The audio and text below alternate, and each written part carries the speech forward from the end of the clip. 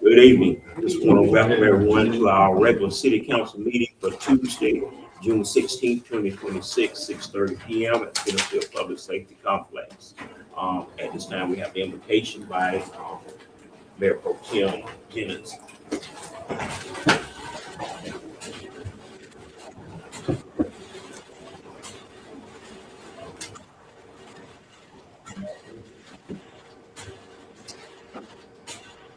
Let us pray.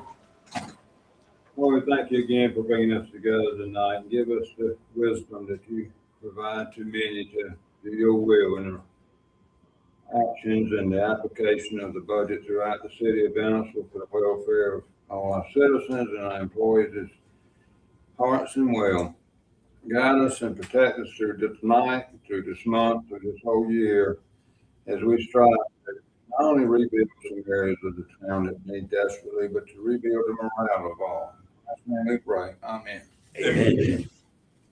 Allegiance to the flag of the United States of America, and to the republic for which it stands, one nation, under God, indivisible, with liberty and justice for all. All right, at this time, we'll do a roll call. We'll start. Wanda Weaver, District 1. Tyrone R. Davis, District 2. District 3. Tyrone Abraham, Mayor. Bill Jennings, District 4. Simon McCray, District 5. Gregory Scott, District 2. All right, thank everyone for being here. Before we move on, just want to wish we had a birthday this month. It's Councilwoman Lee. Happy birthday. Thank you. Yeah, happy belated birthday. All right, at this time, we go to approval of our minutes for Tuesday, May 19th. Is there any corrections? And if not, I ask for a motion to accept those minutes. Yes, I have some corrections.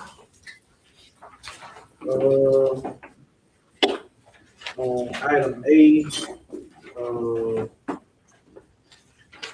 I think the motion, and this is, I guess, a question that I got, the motion to accept meeting minutes for regular council meeting for Tuesday, March 17th, and the motion was to accept the minutes with the corrections. So the motion that was stated is not necessarily what's on here, so I think it should reflect that exact motion. And item 8, when it goes to talk about the budget, and it says Mr. McCray opposed, it needs to show that my dissent is attached to it, but it's not reflected in the minutes. So I would like for it to be reflected in the minutes that, it's an attachment.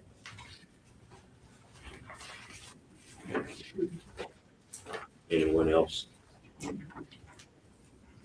Okay, ask a motion for minutes with the corrections that's just been stated. Move. All right, it's been moved. Second. Second, all in favor? All right, thank you.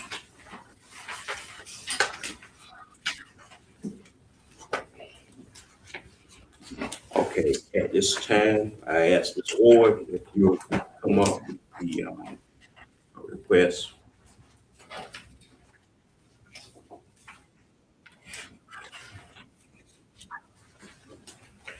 Good evening, Mayor and Council.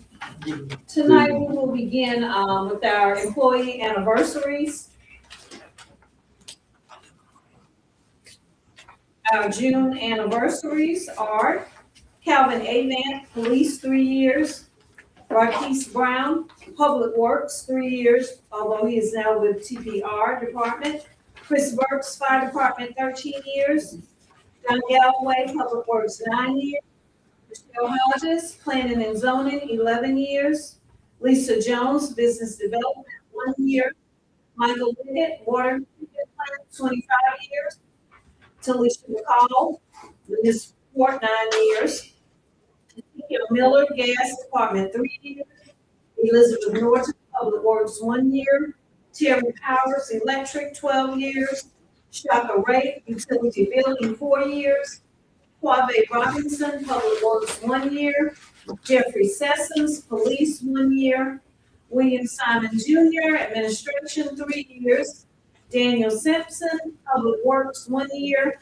Todd Woodham, Wastewater Treatment Plant, 5 years. As you can see, we have 2 milestone anniversaries. That is Mr. Leggett at the water plant, who has served 25 years, and Mr. Todd Woodham at the wastewater treatment plant, 5 years. So we would like to say congratulations to all of our employees on their anniversaries, and a big shout out, as you can say, for those with the milestone anniversaries. We thank you and we congratulate you on your years of service.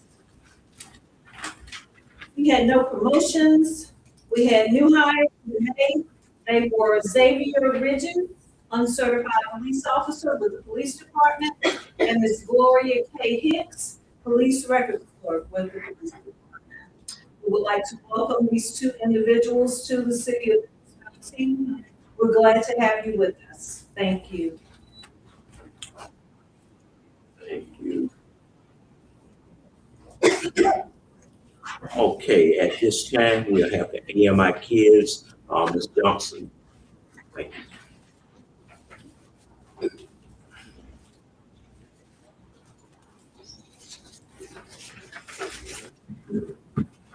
Good evening, Mayor, council members, and community members. My name is Kodia Johnson, and I am honored to serve as the board chair for AMI Kids. AMI Kids is a nonprofit organization dedicated to helping young people who may be struggling academically, behaviorally, or personally find a new path forward through education, mentoring, counseling, and career development. Our mission is simple: to give youth the tools, support, and opportunities they need to succeed and become productive members of our community.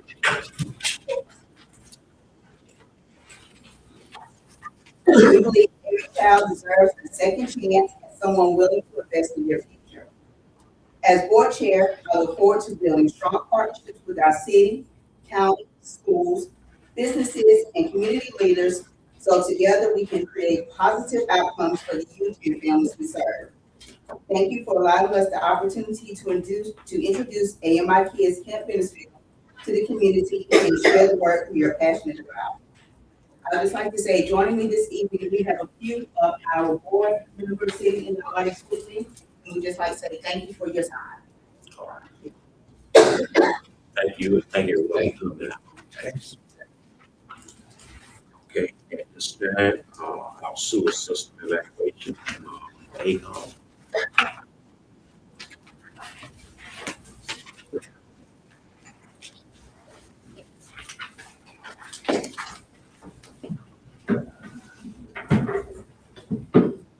Mayor, and council, and distinguished guests. It's my privilege to be here today. My name is George Rivers.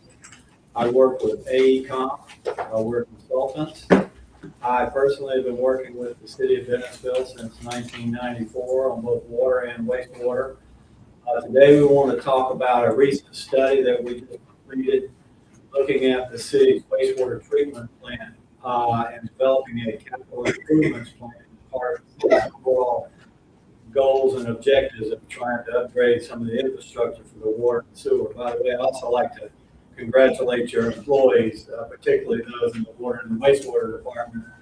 Those are hard to come by these days. It's a very competitive market. So congratulations, Mr. Leggett, being there 25 years. I like working with you. Let me get started out. I apologize. I thought the presentation was going to be a little more visual, but if y'all have any questions, this is an open discussion. Please let me know if you have any questions or comments or anything as we go through this. Just a brief agenda of what I want to talk about, provide a little bit of background information on y'all's wastewater plant. Not sure how much of you got, how much you all are familiar with it. Kind of the purpose of why we did this study, how we did this study, what we found, and what are the recommendations based on what our findings were. As you may or may not know, the plant was built before 1970. The earliest plans that we found were from 1970. There are still some structures on the site now that are part of that. They're out of service, but it was upgraded again in the early 1990s, completed in 1995. As a matter of fact, by a legacy firm of AECOM, BP Barber.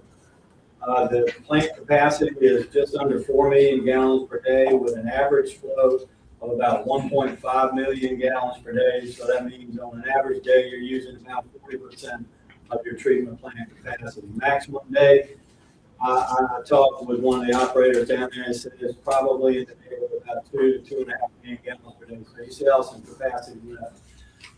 In terms of customers, basically all over quite 3,800 residential customers and just over 400 commercial and industrial customers.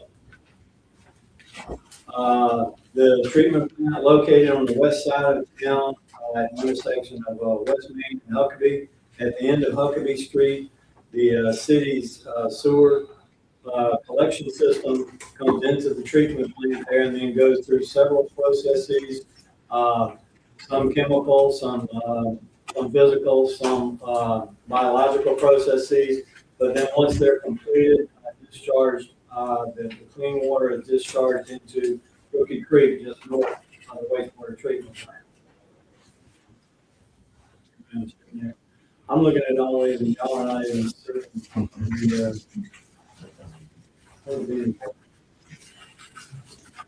not getting it to move up there. Yeah, can y'all see that at all? Yeah.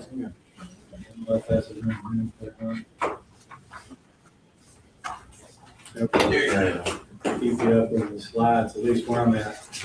This is just a schematic, the picture of the wastewater plant talking about the process coming in from Huckabee Street, going through the treatment processing and discharging over.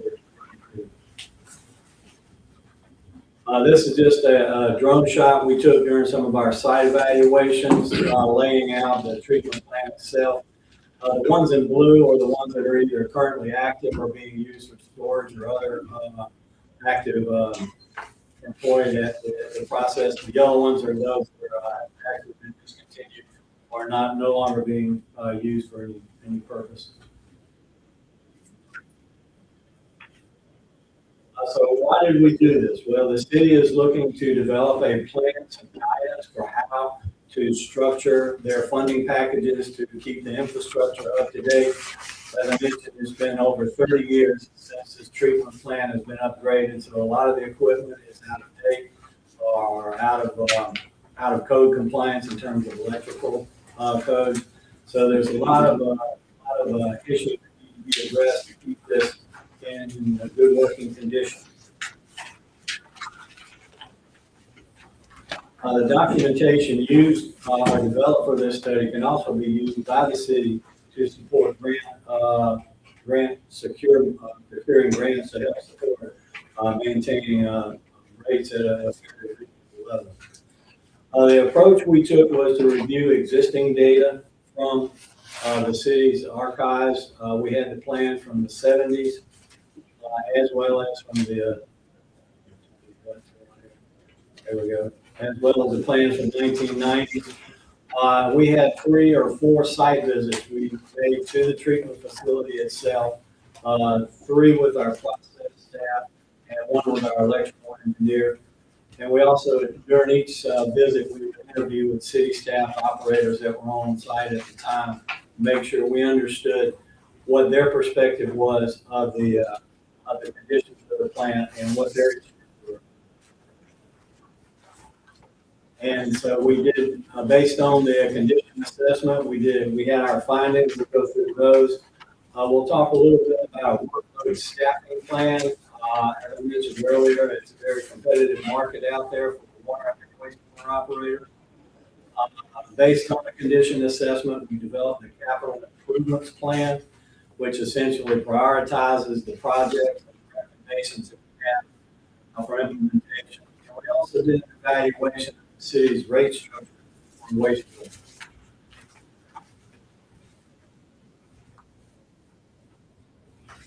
There we go. So now we'll talk a little bit about the findings from the condition assessment.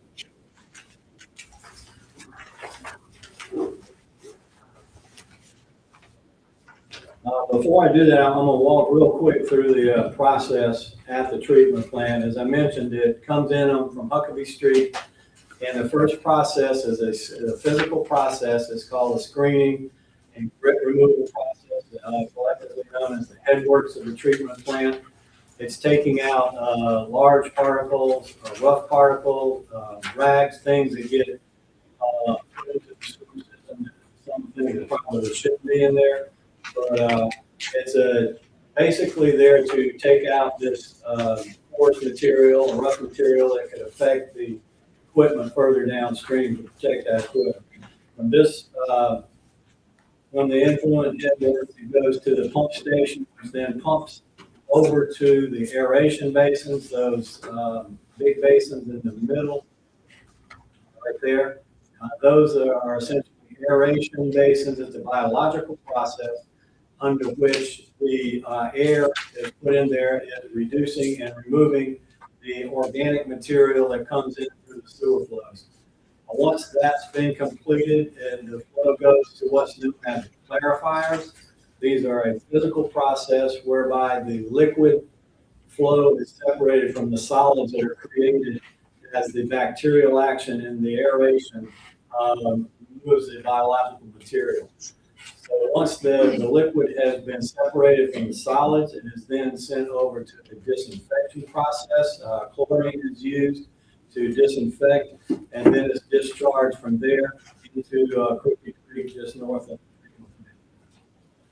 There are some other units that you'll see in the middle there, which are the land sludge basins. Basically, the sludge, the solid material that comes out of the process was used on those drying beds and then disposed of. But the city now uses land application, and that bottom basin that you see in that picture is a sludge storage that's used to hold the land application.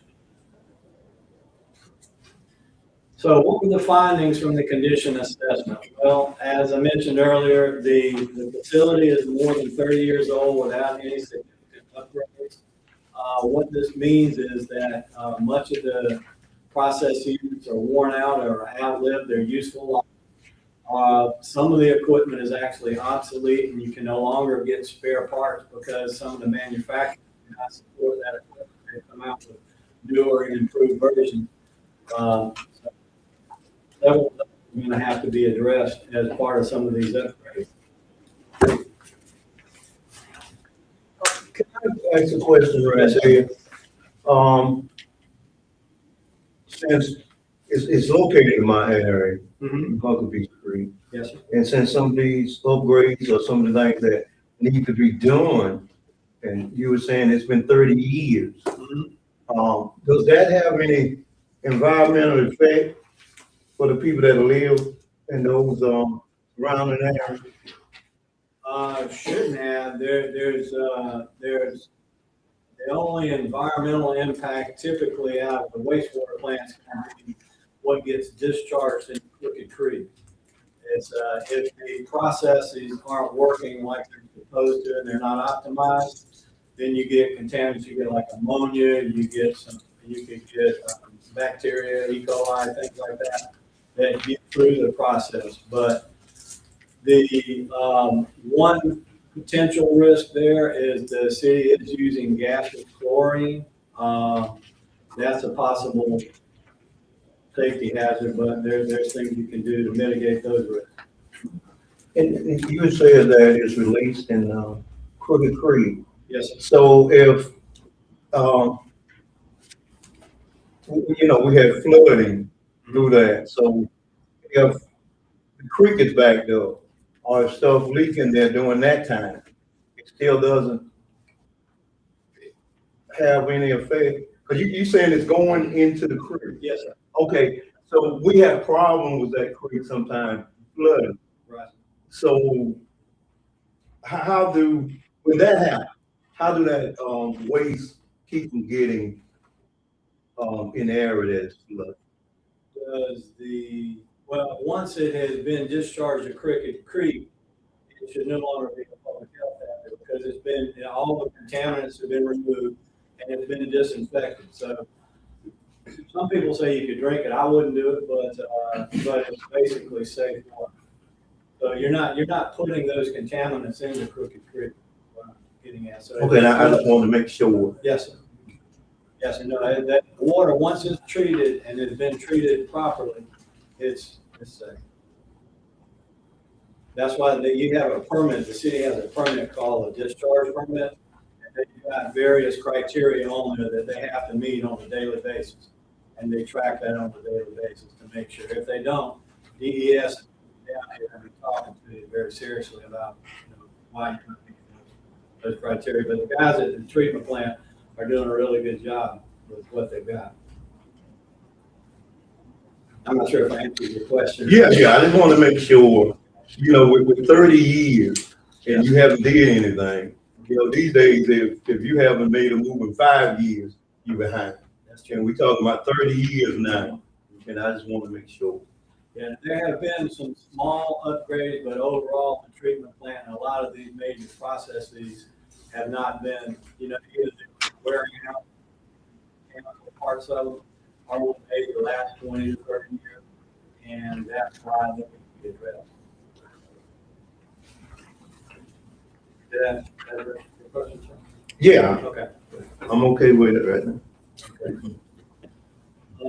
So one last thing I meant to mention on here that is part of the recommendations or the findings is that supervisory control and data acquisition system should be implemented, which is basically remote monitoring and control, basically upgrading to current standards so that operators are able to monitor the process in the operations building so they don't have to go out and walk over to the building or to the process and see if there's a problem.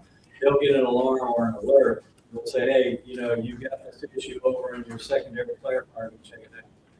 And so that's something that would be very beneficial for your operators to help increase their efficiency and the operability of the treatment plant, and minimize the potential for having any kind of exceeding any of the discharge limits.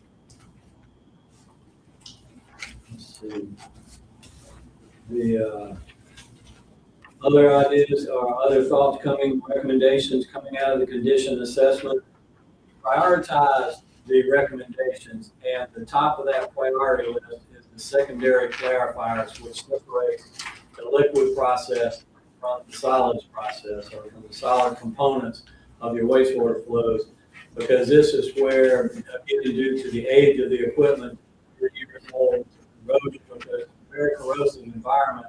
When you get into a wastewater environment, you've got a lot of sulfide and sulfuric acid that corrode some of these materials, and this needs to be addressed within the next year or two, just to keep the treatment plant from being at risk of violating the discharge permit. Many of the electrical components are out of date, obsolete, are definitely out of current compliance codes, and need to be updated as some of this equipment is updated.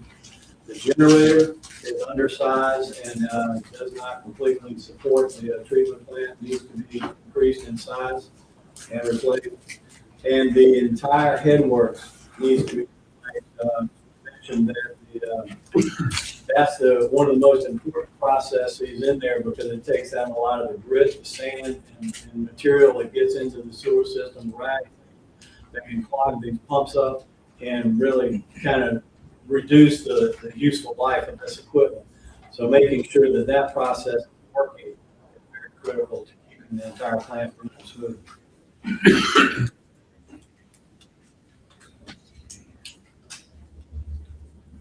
All right, change gears a little bit now, talk a little bit about one of the tasks that we had in the study that we did was to look at workload staffing and come up with a workload staffing plan. First, the requirements, because of the complexity of the treatment plant as well as the size, DES requires that you have any level operator. This is the most senior level of operators that you can have certified in this state. I think it's with a minimum of experience and they have to take an exam. But the city, I think currently has one A operator. And we would recommend that you have 2 A operators, just for redundancy, because you never know, sometimes the one guy is the next guy up. And then based on our discussions with your staff, you probably need at least 2 more junior level operators, B, C, D, or trainee level, and maybe even 1 more beyond that, but a minimum of staff to run that facility. So that's kind of what we would call your required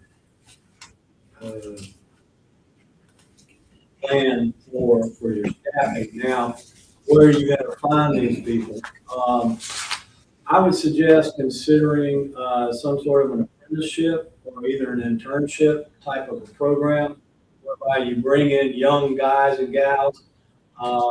This actually, you go and say to somebody you want to work at the sewer plant, they're going to say no, but if you give them understanding this job is a challenging job, it involves a lot of science, a lot of technology, it can be made appealing. And as a matter of fact, there's a lot of technical colleges or even high schools around here are promoting this type of career.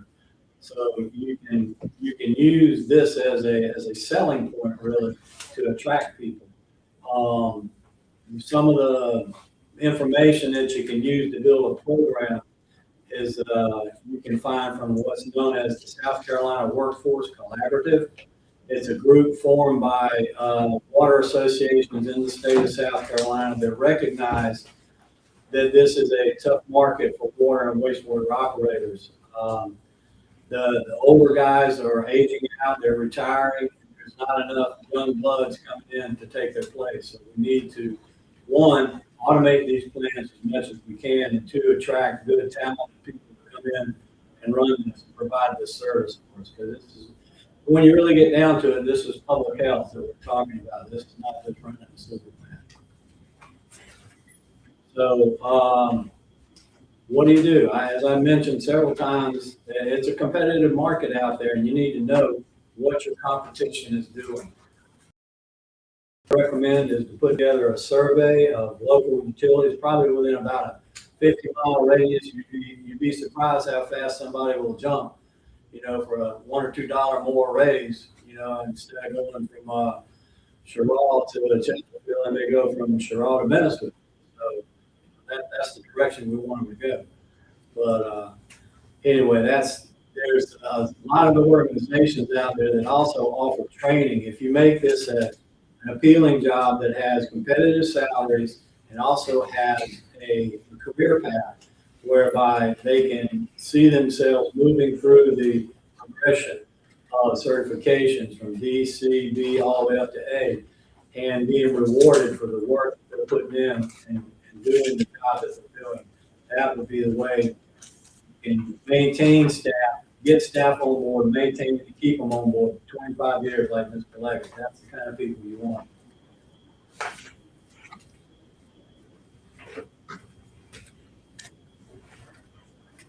Okay, now I'm going to switch gears to the capital improvements plan. And do you guys have copies of these slides in front of you? Okay, good. I know I'm sure you can't see that, but this is essentially, in a nutshell, a summary of the CIP that was developed based upon what we found in an assessment. And it's put in the order of what we would call the prioritization, 1, 2, 3, 4, and 5. We group these into 5, what I would call groups of projects to be done. Each one has an estimated cost. Total is somewhere between $23 and $24 million. And that's based in 2026 dollars. If they're done sequentially, if they're implemented one after the other, it would take over 10 years to get these projects done. We think that's a little bit too slow. I would recommend that the city consider undertaking all of these projects, probably within the next 5 to 7 years would be a good goal to try and target for getting this work completed, given the condition of the equipment that's existing in the treatment plant now. There's also safety issues concerned. There's several confined space areas in the plant that can be eliminated. The electrical materials need to be upgraded to code. So that's another consideration.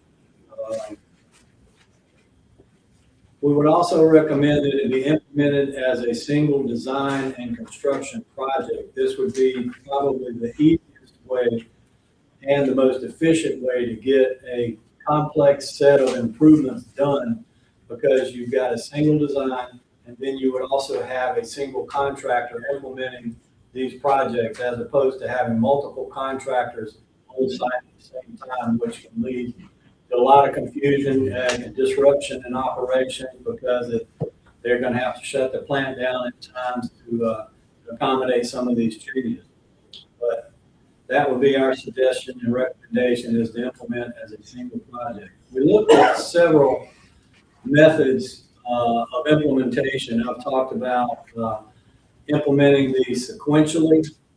Well, first off, there's overlapping construction schedules. The top one up there, you can see it has a time frame that can be completed within the recommendations, but this is the one where you get the conflict between multiple contractors, 2, maybe even 3, on site at the same time, and they're always gonna be pointing fingers at each other. So this is not a desirable situation.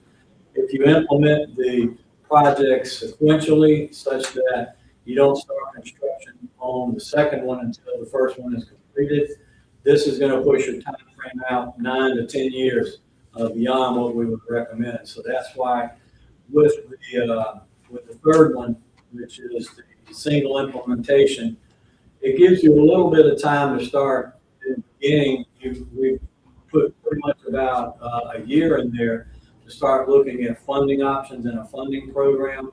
And then you can do a single design. It will be a concentrated design, and the construction period will be much less by doing this, because one contractor on board, he's basically responsible for between each of these projects and making sure that downtimes are coordinated with the operators. So this would be the reason for recommending that single implementation.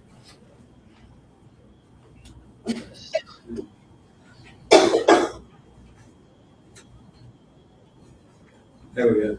Another thought I'd like to throw out there, and by the way, Mr. Simon has indicated that if you guys need more information, we can do a specific workshop. I know I'm throwing a lot of ideas and numbers out here at you guys, and you probably have a lot more questions than you're asking me, being polite. If you have anything, please ask, but we can do a more detailed workshop that focuses on any of these individual ideas. But this one is something that I wanted to put out there. It's the method of construction. You may be familiar with the traditional design, bid, build approach, which typically takes the lowest bid. There's newer methods, more alternative delivery or collaborative methods called design build, that help facilitate the schedule. And one of them that we're looking at is called CMAR, which is a contract management at risk. And that is a collaborative approach between the owner, the engineer, and the contractor. You bring the contractor on about 30% into the design, and that way he's able to add value to the design, and also what's called a GMP, a guaranteed maximum price. By the end of that project, you come up with a price at which you build, or you should build that facility for. So something else to think about as you go through some of this material. Then we did an evaluation of the city's existing rate structure for the sewer system. We only looked at the sewer system. And in the first place we started was to look at comparing the city of Bennettsville with other utilities in the state of South Carolina. In this graph, we're showing utilities in the PD region primarily. But as you can see, This is taken from South Carolina Rural Infrastructure Authority's annual survey of utility rates conducted in 2025, I believe. And Bennettsville has the 208th lowest rate out of 229 utilities. This is based on 5,000 gallons, so it may not be the actual number that your customers are seeing for rates, but this is one way to compare, you know, city A with city B with city C. So, and looking at another metric, the median household income. This is a group of 21 cities throughout the state of South Carolina. MHIs between 38,000 and 44,000. And you can see Bennettsville in blue in the middle there is 20 out of 21 of these municipalities and sewer systems. And the whole point of that is to show that the city of Bennettsville sewer rates are below average compared to the rest of the utilities in South Carolina. The green line on this graph is an average of state sewer bills throughout the state, averaged together, and the pink line on the bottom is the city of Bennettsville. As you can see, from 2018 through 2020, 23, I think, Bennettsville's sewer rates were flat. There was no increases. In 24 and 25, there's been about a 20% increase in rates, but there's still about 60% of the state average. And as you can see, the state average, it's pretty much going up every year. And the reason for that is costs are going up every year. This is a graph of the CPI, Consumer Price Index, which we use to estimate future costs and expenses for utilities, for Bennettsville sewer system. And you can see in 2025, the annual inflation was 2.7%, and that's what we used in our evaluations.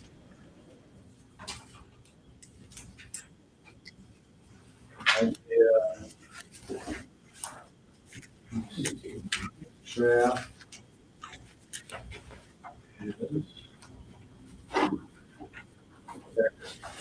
All right, this is showing results from your fiscal year audits for 22, 21, 22, and 23.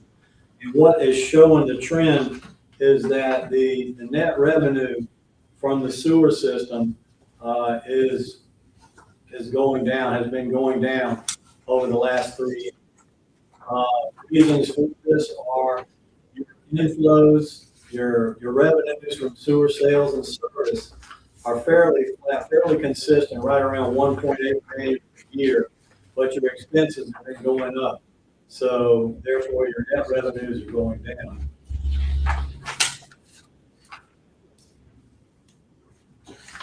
So one of the things that we looked at as part of the potential funding program was to see what the impact of adding rate increases would be to support the CIP program, the $23 to $24 million program. With just an example here, and again, these are single-family residential rates that we're looking at here. By increasing 37% potentially over the next 5 years, you can see that Bennettsville sewer rates are going up. It's still going to be in the lower half of sewer rates for municipalities in this region. So taking that information, we put together some scenarios which looked at completely funding.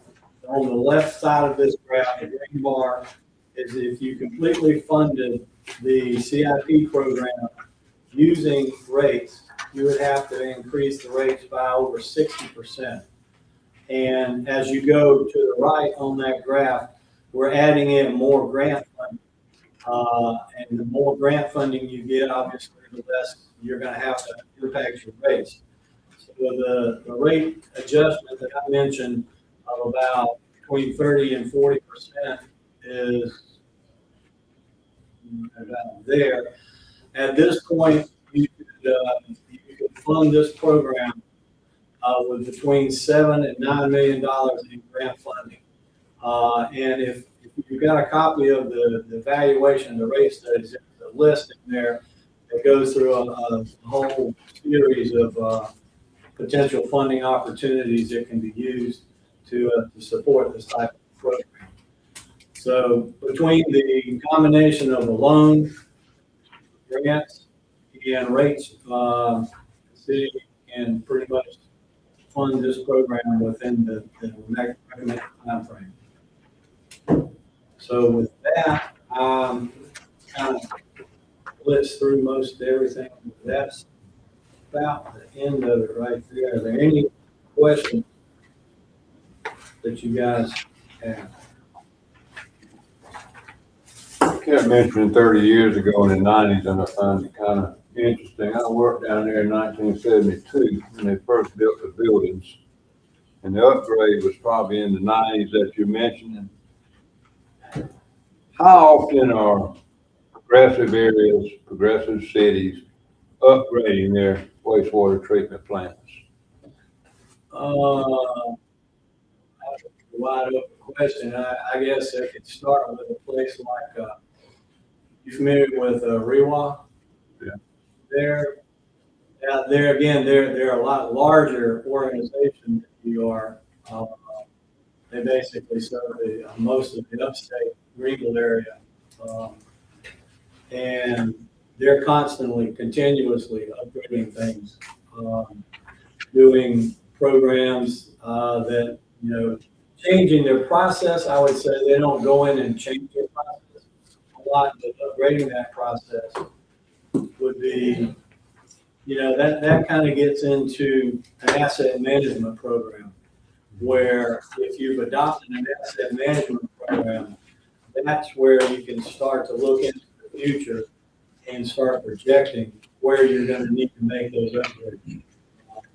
City of Florence, we're developing one of those for them right now, where they can look at what they need to do, when they need to do it, and how much money they need to put aside to make that program work. So I would say, to answer your question, the top tier utilities are probably continuously updating their processes. Which is the point I was looking for. We're 30 years behind. We're maintaining an upgrade, but we've done no other upgrades particularly. I mean, the layout of the plant's the same as it was in the 70s. The tanks look to be the same. The clarifiers look to be the same. Yes, we provide a service and are very familiar with. But we can't live in the past. I mean, we're going to have to bite the bullet and at least start more than upgrading, but more than maintaining it, not just sewer plants, but systems, gas systems, and everything else. We've been very fortunate as well as we have this one. I guess you guys are blessed to have all four utilities. That was a wise decision. Yeah, we are, but we got to bless the next generation with the same thing. You don't want to pass your problems on to them. I appreciate the study. It's wonderful, it really is. I did a great job even reading it. I just spent more time doing that than I did work one afternoon. That was nice. But saying that, can't start soon enough. And obviously, rates started. And grants. I know we have a grant department that will be focused on this, but they also focused on 10 other grants. You might need help in that area. So this is one area of utility. We have water, we have sewage, we have electricity, gas. And same type things occurred there, I'm sure. Where we haven't upgraded in 25. I'm guessing that we haven't really upgraded in 20 to 30 years. There's a lot of money around in lines. They're doing some upgrades in the water plant right now. Yeah, we are, but we're still behind. The water plant even went in service. I was working with the city in 1982. So it's a long time ago now. It kind of goes by fast. Wayne McCall now. I worked with Wayne the sewer plant. Wayne McCall, David Marlin, and Eddie Gibson. Fortunately, unfortunately, with it. I'm still hanging around. Other than that, Wayne was MacGyver. He could keep. Wayne's the hardest working, one of the hardest working people I've ever known in my life. I worked with Wayne 3 different times in different areas, and he outworked me 3-1 in every one of them. I told him. He taught me a lot too. Just quick. Yes, sir. Sorry. Now, with the upgrades, if we would start on an upgrade, and would everything have to be basically done at the same time, or you could upgrade in one area and still operate with what we have? Oh, yeah, you would have to keep planning operations, yes, so that's why the recommendation for a single implementation is that's so much easier to coordinate with just one contractor, because it's his responsibility. Your operators he's gonna wanna say, take a process out of service. And they're gonna say, how long you need to be out? Okay, I've got to switch this pipe over and it's gonna take me 6 hours. That gives them time to plan for that. But if you've got 2 contractors on site and this guy wants to go out and this guy wants to take the plant out, it's gonna make a lot of confusion for your operators and potential for problems that way. So that's why we would just say having a single contractor and potentially the delivery mechanism we talked about, maybe a CMAR or a design build type approach, where you actually bring the contractor in before the actual design is finished. They're commenting on the design and giving their constructability perspective, which is very valuable in the process. And they're developing cost estimates as they go through. And you see as you go through that process that, hey, that's more than we can afford. What else can we do? But it also helps truncate the schedule. It keeps it down because they understand where all the conflicts. This is an amazing operation. I go out a lot of times and check on the employees, and I'm thankful for the folks that we have, because when I look at the operation and look at the, I guess the inside where they be looking at meters and everything, it's an amazing operation. So. And that's one of the things that by bringing in the SCADA, what we call the remote telemetry that allows them to see that's going to be even more impressive. And that's the kind of thing you can use to sell for some of these younger people coming in as the new technologies that are coming into the field, and how it's not just, you're not just working in the sewer plant and it smells, but you're working in an advanced facility, and this is an opportunity to build your career. So I'm jumping back to your staffing plan now. Yes. But there's a lot of people that are excited about, you're essentially protecting public health, you're protecting the environment, and you're building a solid career for yourself. Yes, sir. I like the way you did the study, because sometimes, so many times we get studies done, and what you did that kind of helped me up with it, you told us the problem. And then at the end, you gave us solutions or ways that we can get the money to, to go ahead and get the project done. Because a lot of the studies that we have, they say, well, it'll cost you $30,000 or $30 million, and that's it. But I like the way that you said, if you take this method, you can get this done in a lot of time. So that's great. That's great. That's the easy part, is telling you. Right. Right. So, There's a lot of opportunities out there for funding. I don't know, Mr. Simon, if you guys approached the state about appropriations or the federal government. I know several utilities have been doing that. Yes, we were talking to several of the agencies, not just for water, wastewater, but other utilities. Yeah, well, the responsibility. Right, but one thing we don't have that you're getting us to that point is a real capital improvement plan across the board for all of our utilities. So this is taking us some strides forward as far as our water and wastewater. Also, I was going to say too, and thank you for your work too, Board, and thank you for making this, Councilman Scott, easy to read and understand. Appreciate that. So AI had nothing to do with it. there you go. I know. I can say that. I know that. Right. But if we do need a workshop, which I think we do, not just for water and wastewater, but we're gonna have to get deep into the capital improvement plan. That's gonna take a while to develop that. We need to do that. Also, Porter, for you and our public to know that we do have an apprenticeship. Yeah, now it's not well funded. Because we did it like on a trial basis. We've been doing it for 2 years, and we actually have 2 success stories where we provided employment to two people that successfully finished the program. One in the electric department and one in on the distribution. Okay. So that's excellent. And you're absolutely right, Council, just so you know, when we screen applicants and try and get people hired, it's competitive. So we do look at the surrounding areas and what they offer, and we are trying to compete. And the only way to do that, especially for utilities, because statewide, it's a huge challenge, really nationwide. So we do need to think about competitive salaries along those lines. But this is just great, Porter helping us get to a citywide capital improvement plan where we actually look 5 years out and 10 years out. And we need to do it that way because we are so far behind. I agree with Mr. Jennings. We don't have the luxury of kind of going slow on something. We need to be very aggressive on putting together how we're going to finance what we're going to do over the next couple of years as far as our plan. But thank you, Porter. Just want to say that. All right. Well, thank you. I appreciate the opportunity. And if Yes, any of you guys have any questions, Mr. Simon knows how to get a hold of me. All right, thank you again. Thank Good job. Okay, so I see we don't have any, agenda items for public comment. No business in item 7. We move down to item 8A. Here, council members, this ordinance is before you tonight, ordinance number 26, hyphen 06, hyphen 003. The city of Bennettsville is considering the installation of a digital sign along US 1541 bypass to enhance communication with residents, visitors, and travelers entering the community.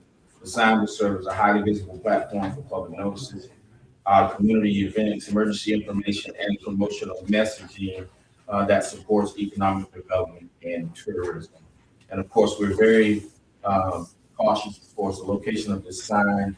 If you look in the actual ordinance itself, if you recall, whenever we talked about this at the last meeting, there was a lot of science and rules and regulations behind it regarding what can actually be shown, specifications, things of that sort. All that's outlined in the ordinance to make sure that once we start down this track, that it is compliant. So it is before you tonight for consideration for first reading. Right. At this time, I'll ask if any discussion for the digital sign. Just one thing with me, is this something that we stated in last month's meeting, not go necessary to the committee, planning and zoning committee, all of the digital signs, but at least inform them of what we got going on, by all means, to know what to have the meeting for that. Yes, it will go to the planning commission. The reason why we brought it to council is because it's not addressed at all in the ordinance. Yeah, that's fine, I just want to make sure we include it in Oh, our yeah. community. Yeah, it has to Not follow just the this proper, one, this one in this case, but in other cases, the other committee. right, it has to follow the proper process. Our planning commission is underutilized at the moment. A lot of things should go to planning commission first for consideration. They are recommending flying to the council. Yeah. So council can make any decision they want to call us. But it's always good to have that later. It's really designed to have more practitioners and professionals at that level to kind of look at it before it gets to the elected officials. And their job really to have the public input, seeking it more than we actually do, I mean. 100% correct. They have public hearings. You can come speak at those meetings. You can provide input in writing. It is just like a mini council meeting. Okay. All right. Yeah, I just wanted to say that, I like it. I do have some questions about like the duration, only a minimum of 8 seconds. I was wondering if it should be a little longer. Like guess, but that'll get into being nitpicky. But changing it from like 8 seconds to 10 seconds. But those specifications are industry standards, like they were derived based off whatever studies they do on that side. So, you know, we don't know enough here to see we're away from the industry standards. And another thing is it says transition effects display shall not, of course, flash. But I see it get down and saying video, stream video, and include moving graphics. And I do see a lot of them include that, but I guess we'll cross that bridge when we get there. But I just seen one when I was out of town moving. It was, mighty fine people passing by. So, but other than that, I like how you got the hours of operation that the city may impose those, if they are in a residential area. And giving them a timeline of when they need to fix the issue with it. Yep. So I do like that, but that's all I got. Another question?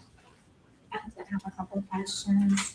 The spacing requirements as far as the setbacks, I see it's noted in here 1,500 feet from another digital billboard, 300 feet from a residential zoning district, and 500 feet from schools, parks, churches, or public recreational facilities. Is that standard? Yeah, those are standard dimensions. So for the one we have that's proposed now currently meets all of those regulations. But the regulations are designed as if you're coming in and you're building one from ground up for the very first time. If for some reason we wanted to support one, let's say the one that you're proposing now, and they didn't meet one of the setbacks, they're off 20 feet, they can't meet it unless they build a new sign. That's one of those occasions where we can take it to the board for variance, right? To ask for variance in the ordinance to be considered because the pole existed, has existed there for years. But that's not the case here. I'm just telling you how that process would work if we got to the point looking at this one. But those standards need to be standards as if you're going to build one ground up the first time. Okay, there's no other questions. I'm gonna ask a motion to approve the ordinance 26-06003, the establishment of a policy that supports digital signage. That's a move. Second. All right, it's been moved and second, all in favor? All right.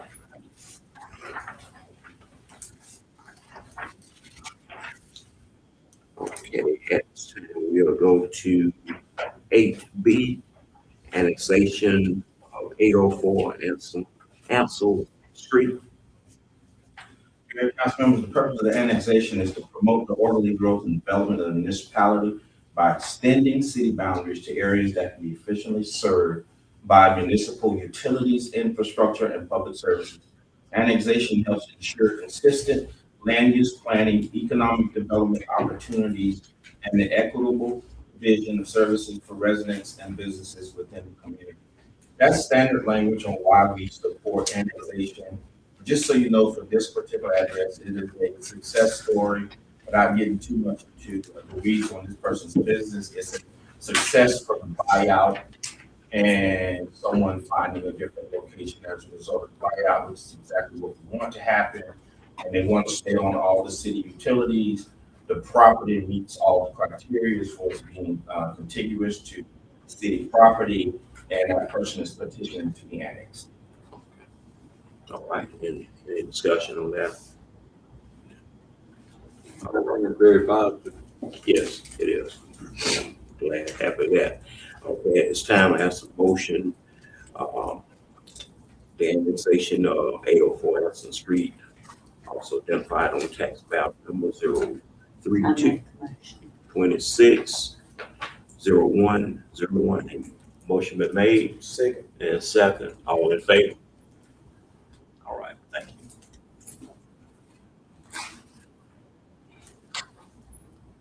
Okay, item C, another annexation, Wallace Road. Mayor and council members, I won't read this language and it is another annexation. Administration supports it for the same reason. If you're looking in your package or in the ordinance itself, I think I included a map of this tract of land. So this tract of land is looked at to potentially be developed. And the developers have approached us. They need utilities from us, and the property meets all of the conditions for annexation, particularly being contiguous to city property. And of course, it is another way to increase bringing property into city boundaries. And it's before you have the first reading. Okay. All right, any discussion? Question about that. Why are we entertaining a annexation request on this one from someone other than the property owner? Well, we should, this is the property. It's not property. Miss LaDonna Muhammad of Las Vegas, Nevada. Yes, that's who petitioned to develop the property. Develop. Now, if you look, now they acquired the property. I'm looking at the legs deed and it's still, it's according to what I saw, a different entity. So what we can do, you're right, it needs to be by, well, I probably should have gotten a copy of the deed, so we can handle this a different way, but they purchased the property a few months ago. Actually, they've been working with the county instead of us because the property's in the county, so they started the process with them. And then they're looking to be annexed into the city for us because we're starting those talks regarding providing utilities. So that's who did the petition. We checked it, but we don't have that deed in front of you. If we need to make everyone comfortable, we need to table it until we get that confirmation of ownership. We can absolutely do that and bring it back before you. The developers and the owners want the property in the city boundary. And so we have time. There's no urgency on it. We're doing it now, so they'll know who they need to permit the project. So right now they're working with the county, who has a whole different set of permit requirements, and then now we're going to be imposing different requirements. Quickly, reading this map, which I'm not doing real good at, is it 3 lots in there? Is that what we're looking at? If you look at the plat, plat is 2 parcels. Track 1, track 2. You got young eyes.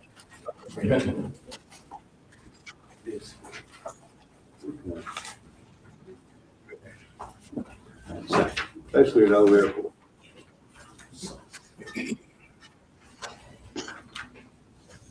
I suggest we go ahead with first reading, and if it passes, if for second reading, we had the deed and that plat stuff in front of us.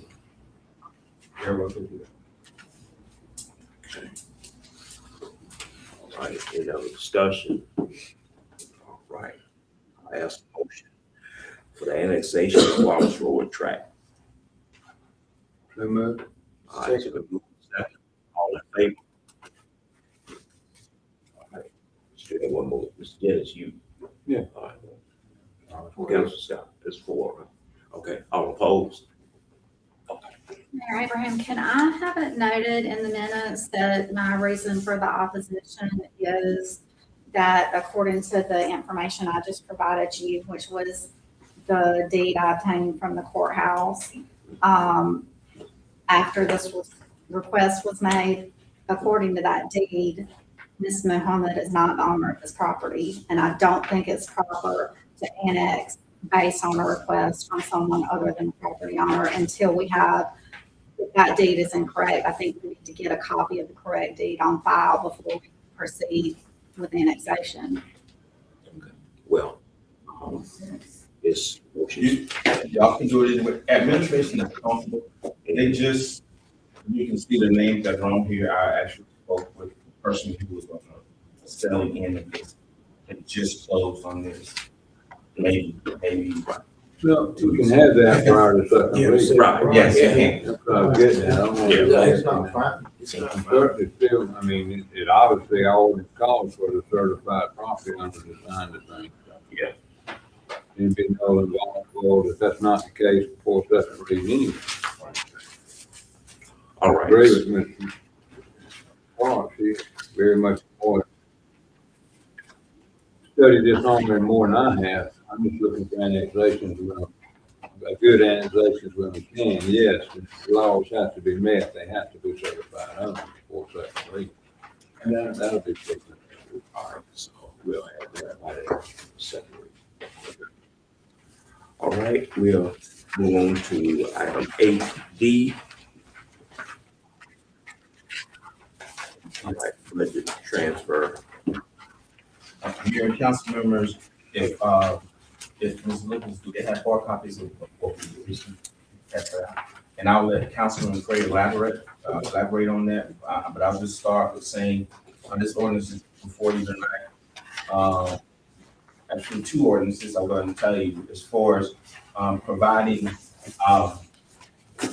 oversight for the budget and spending within the city. I will say from administration, we support this. If you just give us. And the first one we're doing is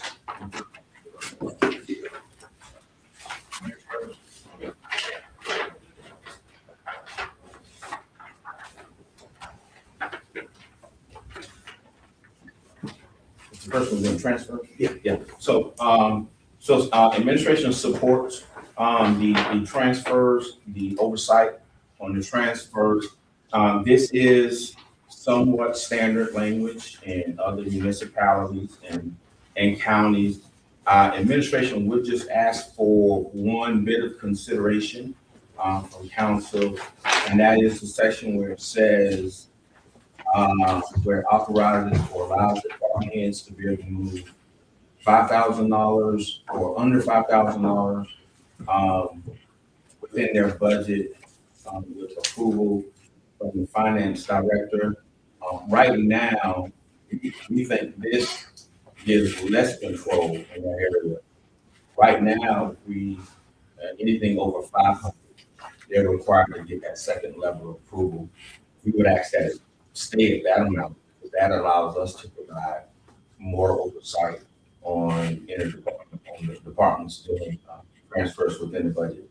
And as far as the 15,000, administration okay with that. We would ask that you consider consider the fact that we have 4 utilities and consider that number to be a little bit higher. If not, administration can live with that. But either way, we are okay with this, and we encourage it. And I'll pass it over to Councilman. Thank you. So this first ordinance, first and foremost, my recommendation is going to be to, or if nobody beat me to make a motion, be send it to the finance committee to examine and come back with us for a proposal, with finish. But essentially, I drafted this, I came up and sent it to everybody, because I believe that we need more financial oversight. It's kind of, to me, it's kind of shocking to hear, when the audit man comes and say, "Oh, you transferred $3 million to this fund." And I had no idea. And so this would give us that, this would allow us to be able to track that. And then, of course, on a monthly basis, going into the second part, the last page, section 2, monthly reporting, budgetary transfers. It will, when we get our finance report, it will be a cumulative amount showing how much is being transferred up to that point in which we received the report. And I don't think it's a problem with it. I think we need to have this kind of financial oversight, because I wasn't voting on the budget. I couldn't support a budget without parameters such as this in place. So that's the gist of it, and I'll be happy to entertain any questions. I have a comment, and I'm glad you stated that, and it was stated earlier, about the committees that we have. And you said that you wanted this to go to the finance committee. And I agree with that totally, because we do have committees within, our council, that I think these things ought to go to them, and then we can get the, reports back to them, because sometimes we might approve something, and there might be another amendment there, and we already approved it. And there's more information that we can get when we go to, the committees that we have. Just like you and Councilman Davis, is on the committee. And for us to pass something without going to you all, to me, that doesn't make sense. But also now, I think, like you said, it should go to the committee and then come back for the vote. Because there may be something in here that committee might say, okay, well, this might hinder this. And we still have our vote. We don't have to take the recommendation of, what was sent. You still got your vote, but you have more information, because you have the finance director. You have the committee in there in case something that we, didn't think of here. So I would like to, amend, the motion that it goes to the finance committee first, and then come back to the council. I've got a question. Number A, budgetary transfers. Did you want to change that from 5,500? So, let me mention that the reason that I wanted it to go back to the committee, this one to go back to the committee, because it deals with specific amounts. It's different from the other one. So this one, has in here, of course, you know, about that department head thing, 5,000. And the, you know, what it has different, and one of them is 15,000. The other one is 15,000. So that's the only reason that I wanted to go. But yeah, that number would be changed. But I think it would have, you know, just to kind of send it to them so they can give us a specific amount, and then we come back and then we argue over it and make some more changes. So Okay. I would make a motion to, We already have one on the floor. I made one that we send it to the committee and then come back and present it I to the thought you made council. an amended motion. That's what. Right, and that still has to be acted upon. I thought amended motion came after like a main motion was made, and then we had a second motion, but it's whatever. Well, It's the same thing. Right, because it was already said it was gonna go to the finance committee. But I thought, okay, because I thought we were gonna vote on it because, okay. From now, from what I'm getting from you, Council, is that we're gonna first send it to the finance committee and then bring it back Correct. for a reading. Okay, same thing. Yeah. Okay. Yeah, but I hadn't made a motion yet. That's what I was, I just said, Right. planning to do, so that's. Okay. All right. We good. So do we need to redo? No, that's same thing All that right. he was saying. I just wanted to bring out the point that we have these committees, and sometimes we bring things to the council, and they, like you said, the finance committee don't know anything about it. And, you know, just like with planning and zoning, just like with the sign, we went to, committees with that. You know what I'm saying? We have committees within, ourselves that we need to start using. All right. So at this time, under the motion that is out, for the budget transfer ordinance, that it be sent to our finance committee for review, and then, be brought back on next July meeting. Yes. Okay. All right. So motion made. Do I have a second? Second. Okay. It's been made and second. All in favor? Okay, thank you.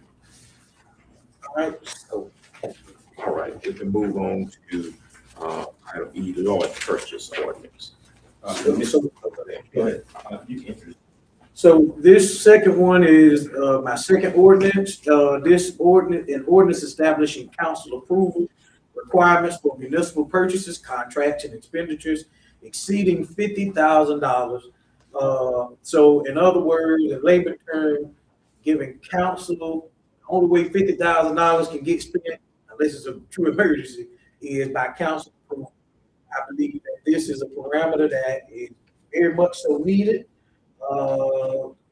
Because like, for example, the other month, I asked about $500,000 and, we didn't know, and no one could get answer things.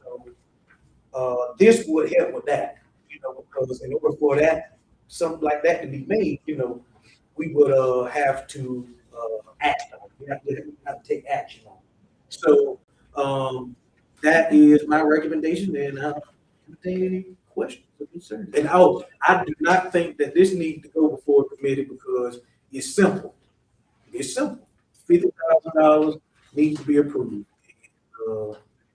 I think that we can approve this for first reading tonight. Of course, if there's any other first reading, if any changes are needed to be made, then we have time to do that in between first and second reading.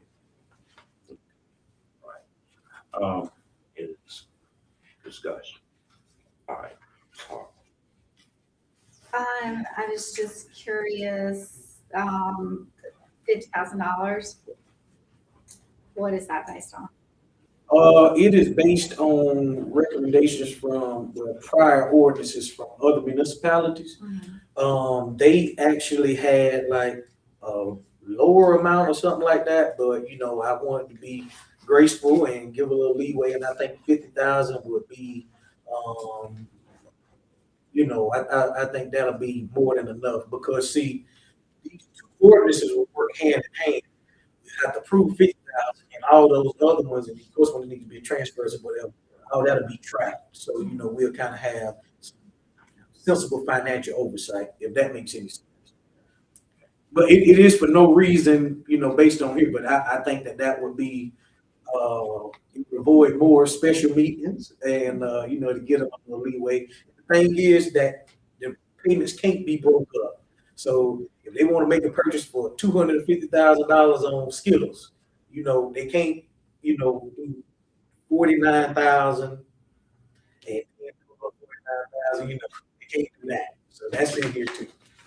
In our current ordinance, we don't have an amount that. Not from what I saw, not from what I read in the ordinance. If you have seen some, please let me know so we can, the two things, but I have not seen it and I read them. I did see some.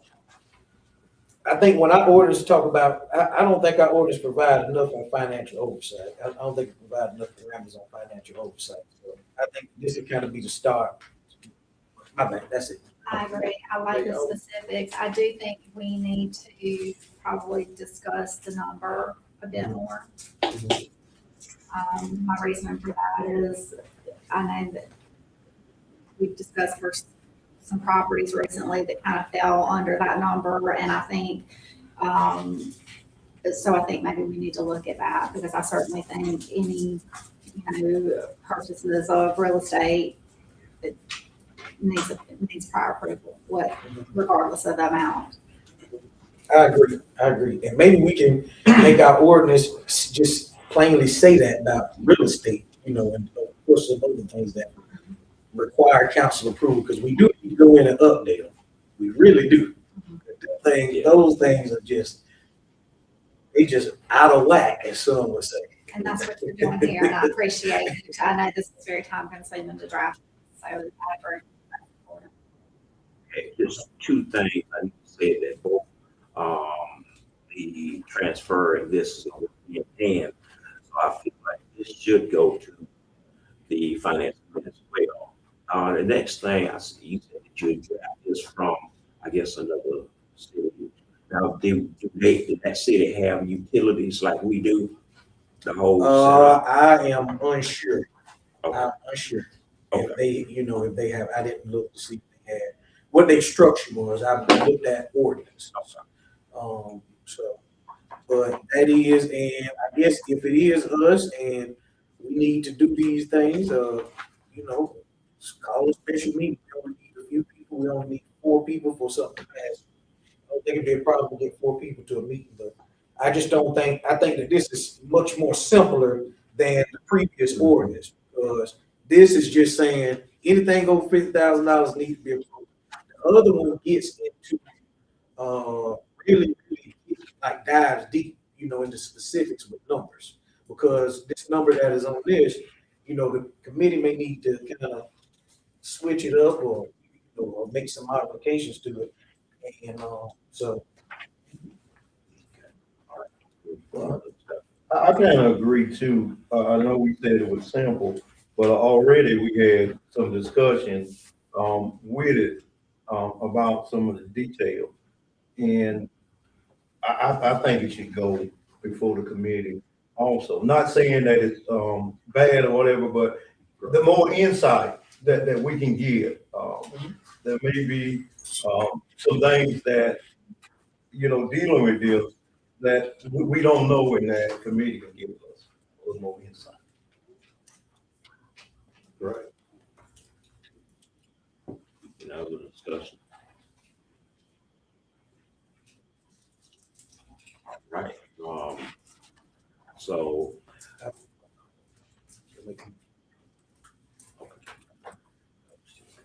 I would like to make a motion to approve ordinance number 26-06-005, first reading. And of course, we'll make changes before second reading. And I so move. Okay, all right, motion been made, I get a second. Going back to finance, man. No, it's, I mean, before the second reading, I'm sure y'all have it, yeah. Yes, I'm definitely. okay, all right, so motion been made and second, all in favor? Okay, all right, let me see the hands again, all in favor? 1, 2, 3, 4, okay. All opposed?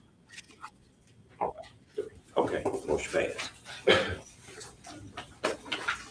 Okay. All right, item 9, we have no business.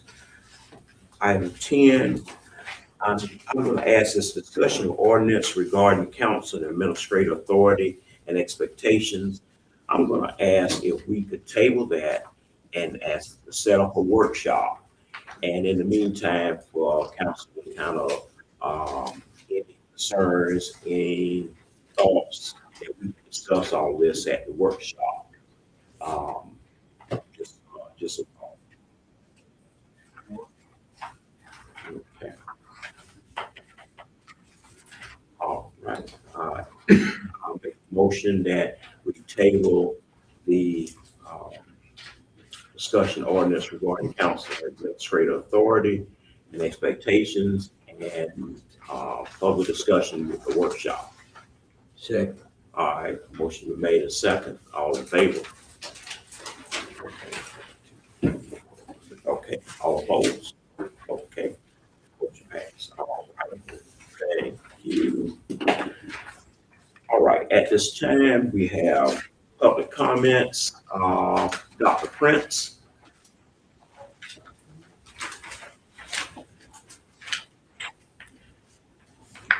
Good evening, everyone. Good evening. I have several things, but the first thing that I want to talk about is that I see that the tennis courts be renovated. And I've seen the display in the community center, what it looks like once it's finished. So I want to know, because people have been asking me, when will the basketball courts on Cloud Street be done? Because there tend to be more people using that facility than the tennis courts. So, is that on the plate to come up next? We'll send you a response. You just send me, I'm just asking a question, do you know that? Yeah. All right, citizens are asking. Yeah, we'll put something on there. Okay, Ms. Pamela Best.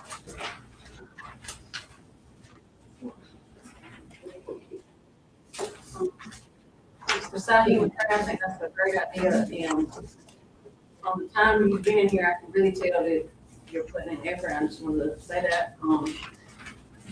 I think it's not reached a tipping point yet. And if you're looking at other municipalities or whatever else, anybody else is doing, I'm not gonna come in here and talk anymore. I'm just gonna come in here and read what other people are doing that haven't figured out.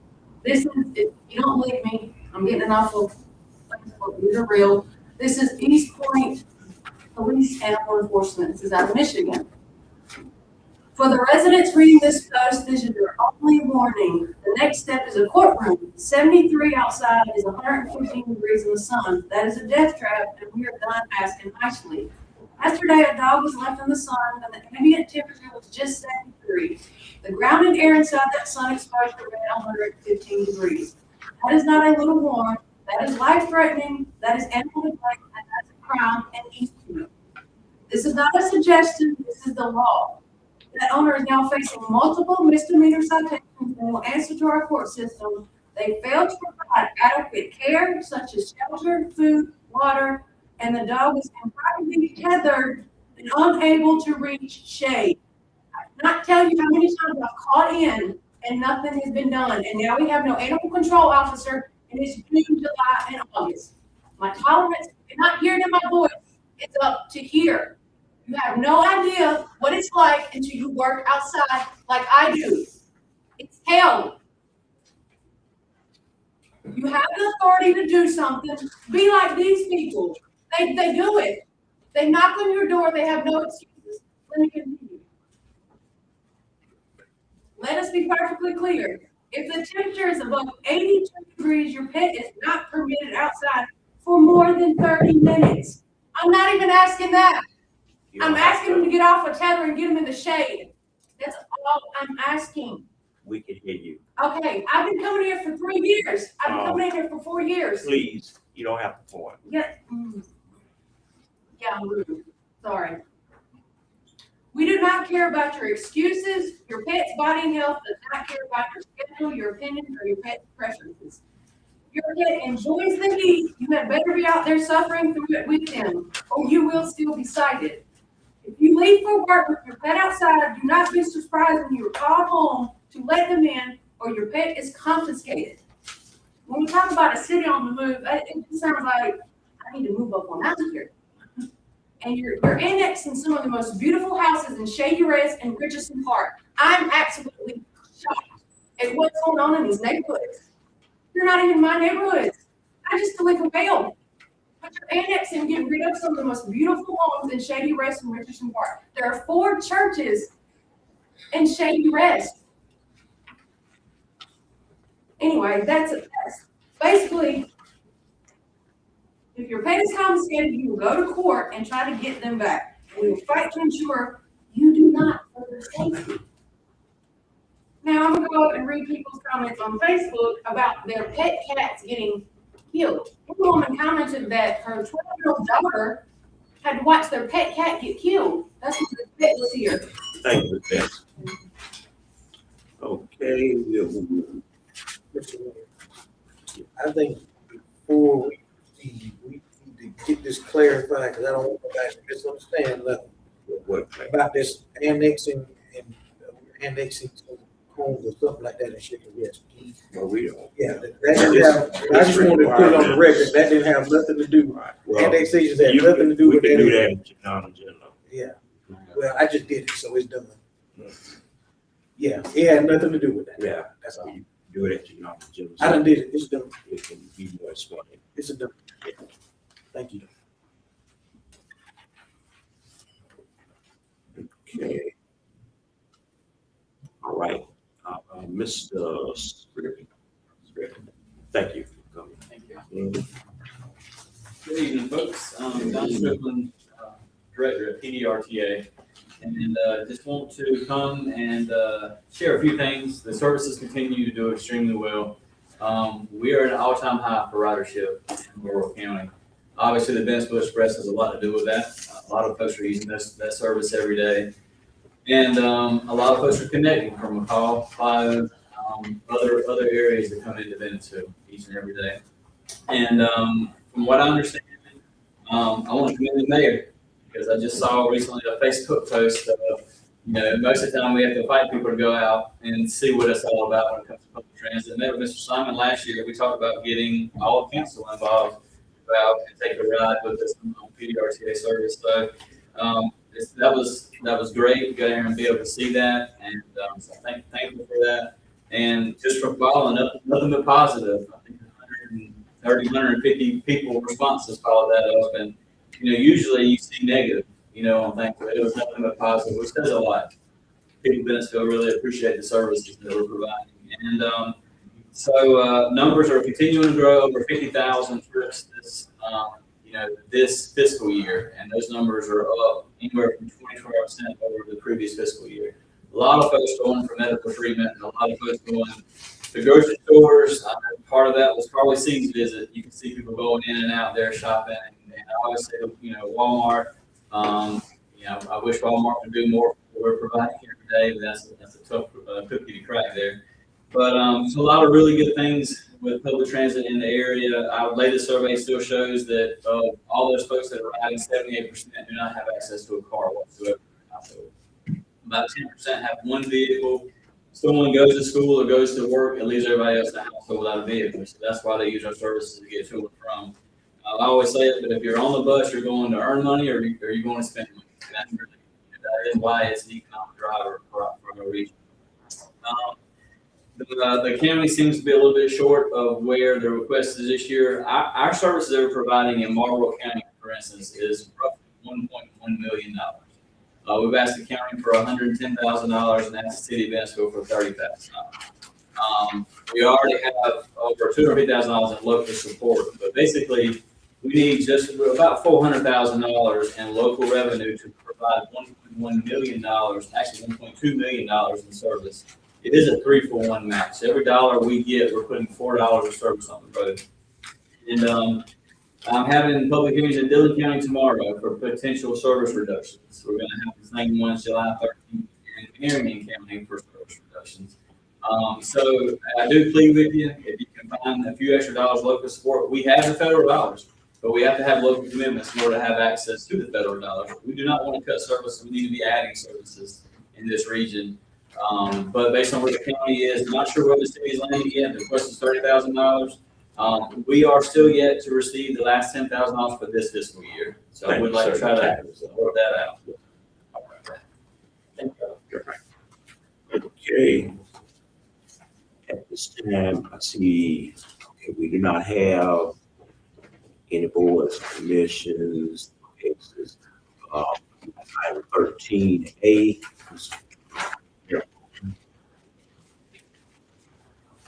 Okay, we had a good meeting. I think we need to set a regular meeting now with you. I appreciate everything going out of the committee. We have a good insight. But in that last month, we did talk and kind of planned on the third quarter of this fiscal year after our ARPA funds expenditures and projects are done, including that. And the fact is that we need to start laying the ground rules, laying the plan, laying the budget to start building. It's a long-term thing, but it's a steady. Excuse me. Thank you.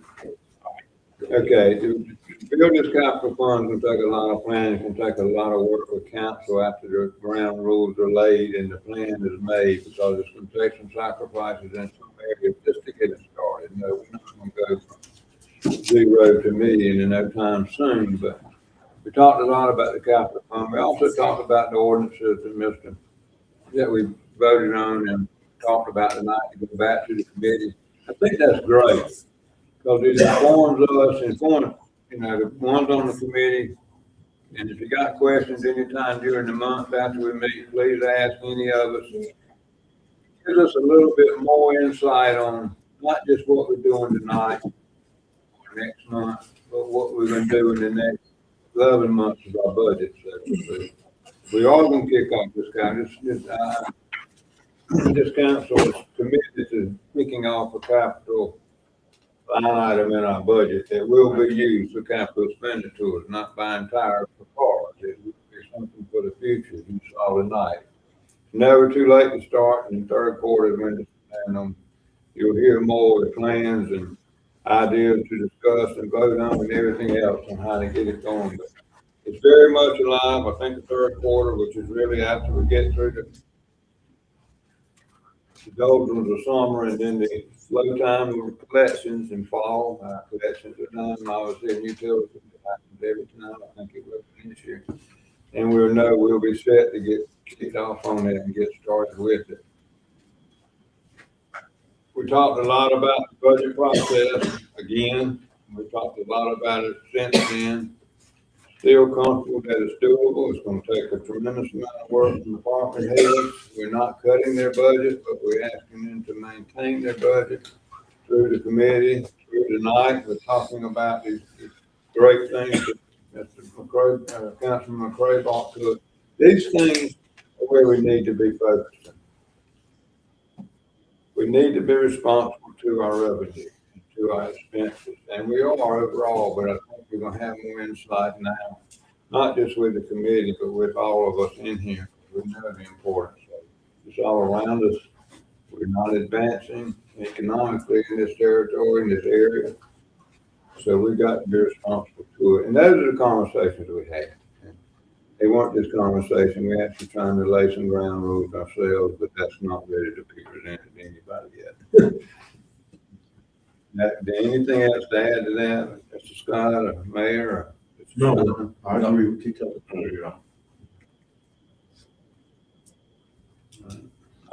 Thank you, sir. But we will set a regular meeting day, because between each meeting, we ain't done that yet. Thank you. All right, public service. Thank you, Mayor.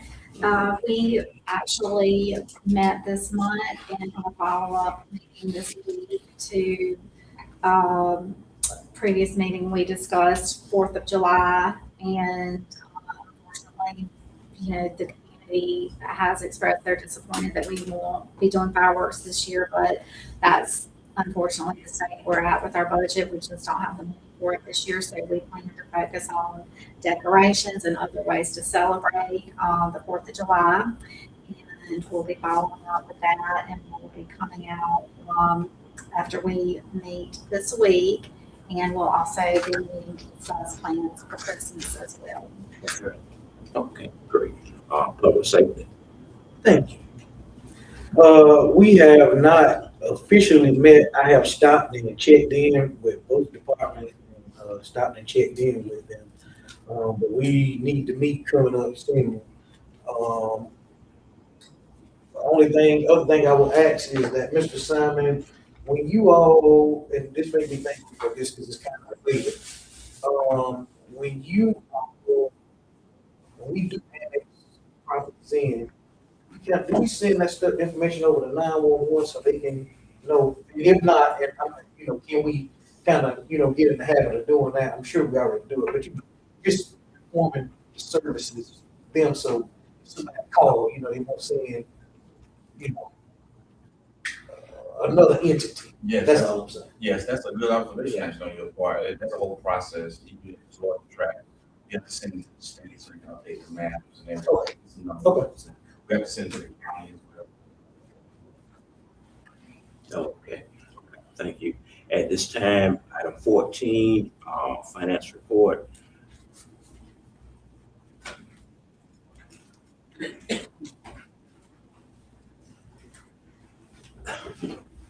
Mr. Mayor, council, citizens, I don't get to do what I can't see.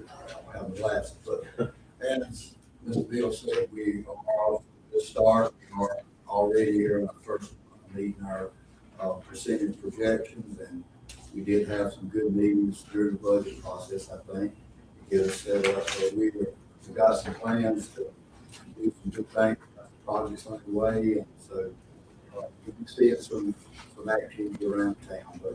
But if you have any questions, brother, find you I sent to you, I can't look at it. I got some, but I'm still asking. I can't even see it, look at it. And maybe Mr. Simon can help with this. On the finance report, on page, at the end of the check register, on page 4, it has Humane Society of Marlboro County, and it has that amount. I know when we were in workshops, I asked about the Humane Society, I said, I think we need to discuss the contract. And the answer was given to me that, since even though we put anything up their amount, we wouldn't, I guess, moving forward, giving them all the money until, a new contract. However, they got the new amount. I'm looking at the $16,250. Yeah.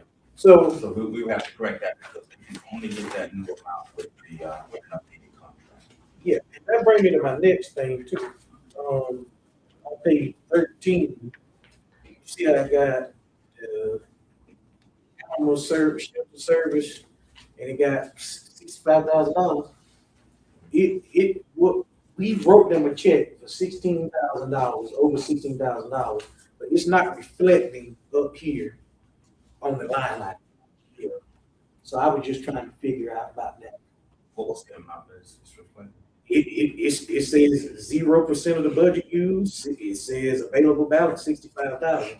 So if we broke them a check, it should reflect up here. Yeah, So we'll get it to you. I would like a response, hopefully this week, related to that. Because You can get a response. One thing I will tell you, and this is why we need a new contract with Humane Society. They've implemented other charges that have pushed it up a little bit past $16,000. It's really not part of the contract. They're legit charges, but everything needs to be part of the contract. But you're right. When we budgeted for it and that amount, that would only be dispersed for that new contract. And we kind of need to find out where we are with that. I know that's one of the things I think the Public Services Committee looked at last. yeah, because I know we had emailed a contract from them too. We had met to kind of, get that. Yeah, so the Humane Society has emailed all of you their proposed contract. And I think it may be proper to maybe have that contract go back to the Public Services Committee for consideration and recommendation and changes, and then brought back before the full body. If I have wrong, I think I recall the Public Service Committee mentioned it last. We did, and recommended moving it back under supervision of the police department. Yeah. I think that we probably need to either schedule a separate workshop on this or obviously, and the Humane Society needs to be a part of that, a representative from there, either a workshop or a meeting with them. And that, we do need to do that, but my biggest issue with this was it not showing reflected on the GA. So that needs to go. We haven't made any donations this quarter. Okay. We may have for them. If we did for them, we haven't anybody else. Any of the donations haven't been made yet. And we're still operating under the old contract. Right. So it's from. I have to do it, I'll do it because I can't see what he's looking at, but I know what he's talking about, 65,000 has been charged against that. We haven't made, to my knowledge, I don't know that other thing. We haven't made that. Let me ask something on that, excuse me on that. The contract with the Humane Society is not considered a donation this time, correct? That's correct. Correct. It's not, he referenced it as a donation. Our agreement, contractual agreement with Humane Society should have never been called a donation. No, It's a it's a service contractual they're agreement. providing back. They're providing a service for us and we pay. So it has been moved, that's why we look at it. But I think one day y'all were looking for it, Right. it's moved from donations into the process. I brought that back because we're gonna have future discussions throughout this budget year on how we handle donations, and I didn't want to get that one mixed in with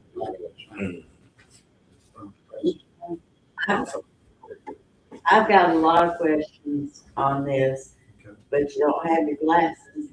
So I think we I need, can't read that all right. I'm Yeah. sorry. I think we need apologize. to, I didn't do it intentionally. I hate to say have another workshop or another meeting, but it looks like there's a lot of departments that are overspending already.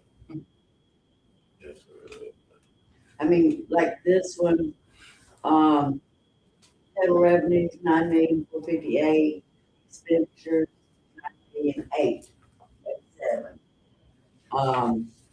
And I mean, I've gone through all of it, and there's overtime in here out, professional fees, a lot of stuff.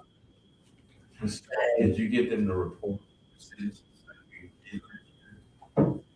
And we It's have, got amended budget, year-to-date balance, activity for 5/31/26, available balance and percent budget. it's possible to have some of those GLs at 100%, because the GL is, may have one purpose, but none of them should be over. And two, and probably what we might just expand to report, we may have to get BS and is here. We can just do fund 10 and 30. It has those other funds in there that don't have. So, That's, yeah, I'm it's sorry. gonna confuse. Those things are relevant, they're looking at that. So we apologize for that. We'll take care of it. I'm just really confused over this, and I really would like to get an email Yeah. about this by the end of the week. That is not a problem. That's just a matter of doing That check the, was wrote that's just a matter of, 5/14. excuse me, that's just a matter of doing the correct filter in the software, and it will give us that. We are on track with our spending. There are no departments that are, But it look, I'm not saying we're not on track with it, but it's looking like that it's not. Yeah, so you're talking to the thing that I was addressing was you. Oh, As far as overspending, you're talking about omission of some data. Yeah. that's why I said, I think we all need to be able to get together and say, like, why do we have professional fees, 2190, and we don't have any more showing the budget for that, for utilities? You know, questions like that. Didn't even see it. Yeah. We'll fix those reports to you, and I'm actually in the ordinances, when we're talking about in the committee, Councilman, kind of like some of that criteria that you're asking for in the ordinances for the reporting. Whatever happened to that? Standardizes the, for what? Remember what we discussed, the letter, the format. We'll talk about it. Yeah. We get you what you need. I like that for that structure in that ordinance is for those things that all of you want on one basis. Last one. Look at your total budget at the end of the year, at the end of the report. That reflects what y'all approved, the $29 million, that only Fund 10 and Fund 30. Okay. That's the two, that's where your budget figure comes from, that y'all approved. And like Ms. Smile said, we did talk about that one time. It does show activity of those, but it's not part of the budget. We will standardize that report and clean it up. It's choppy sometimes. A lot of times you have highlights or written data on it. That's really, we can do better and we'll do better. Can we add that this week? Yeah. I mean, we can answer their questions. Okay. Standardize it for the next special meeting or monthly meeting. Mr. Bennett, with the software. Oh, really? So you have the software in place to present it in a more concise We do. format. Yes. We do. We used to be SNM, actually just upgraded to their new web-based version, and all the modules communicate with each other now. It's operating as a true enterprise system, and it has more functionality regarding filters. So it's there. We'll standardize it. Is it staff training or what's the whole thing? It's a little combination of both, And that's loaded, actually. I polled my department heads and first level supervisors recently just to ask about broad computer skills and things of that sort. Let's just say we are working toward doing some internal trainings of employees with computers. And there's nothing wrong with it. A lot of us don't know everything about computers. But we're finding that out as we're doing tasks. And it gets difficult that way. We need to know what you know and don't know up front. Because I know I set a high bar for my staff. And so I want reports and everything like just right. And so a lot of times they need a little bit more training as far as the software. So it's a little bit of both. Does the software company provide training? Will they come and our staff? They do some of it for free, some of it online, some of it at a cost. There's even a package where, there's a larger package that we would pay for a couple of days, but then pay for lodging. They would literally come in one site for a couple of days. Okay. All right. Thank you, Mr. Tucker. All right. Grants report.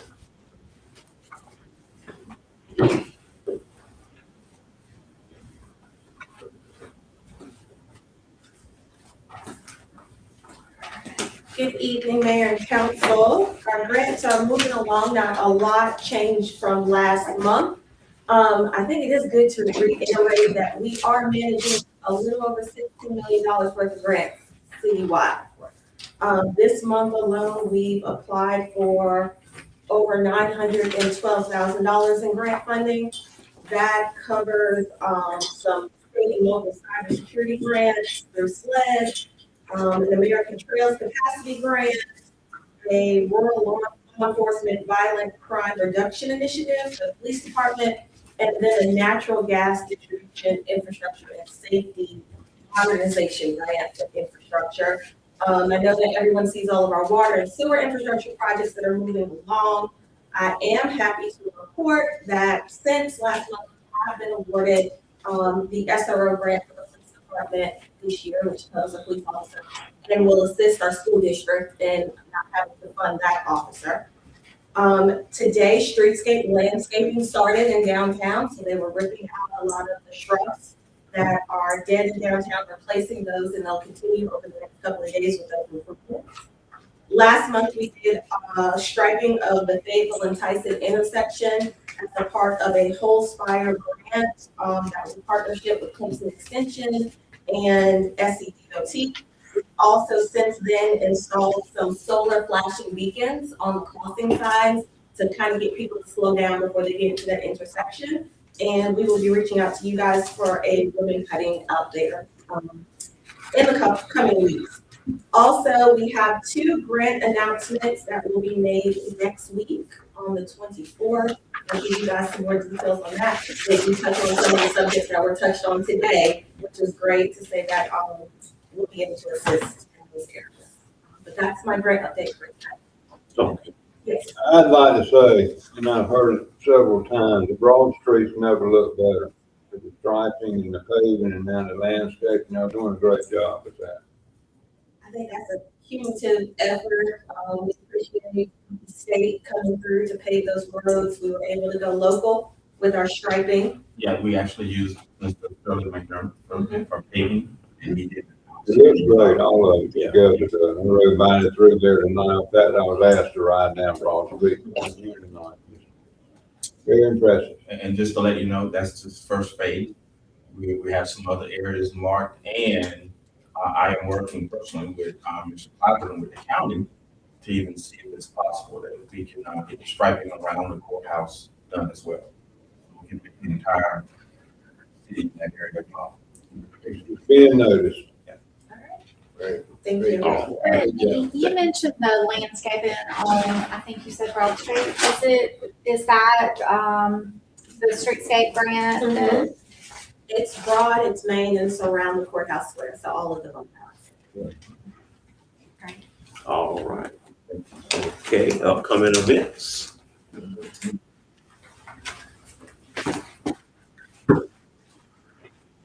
Good evening, everyone.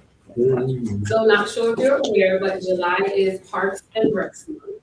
So one grant that Brittany hasn't mentioned is because we just applied for it, is the USTA grants. They have Parks and Rec grants that we're applying for, so we can do some events in July surrounding Parks and Rec. So we're going to have an event for the special needs population and disabilities. We're gonna have Red Bull tennis that day, and then we're gonna do sports day, and then we'll have a hoop fest, and then we'll have a play day. So all of the actual dates we'll send out to everyone, so we can have that, and you can come out and enjoy a fun day with your family, with your kids, you know.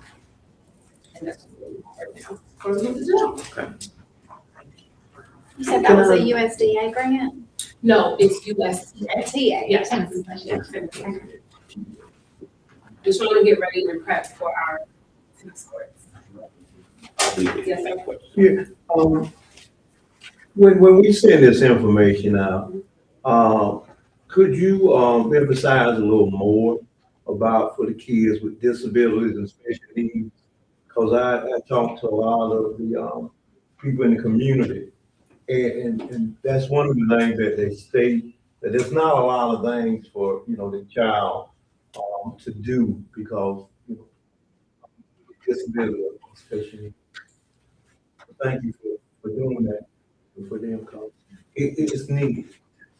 That's one thing we definitely have to start considering when we are doing the parks, when we start renovating all of this. That's a very important piece, is making sure that it's going to be accessible for the special needs, so they have something that they can enjoy as well in our parks. Very good. Excuse me, you can go back up. When y'all have these programs downtown, and y'all probably do this, do y'all involve local groups of whatever?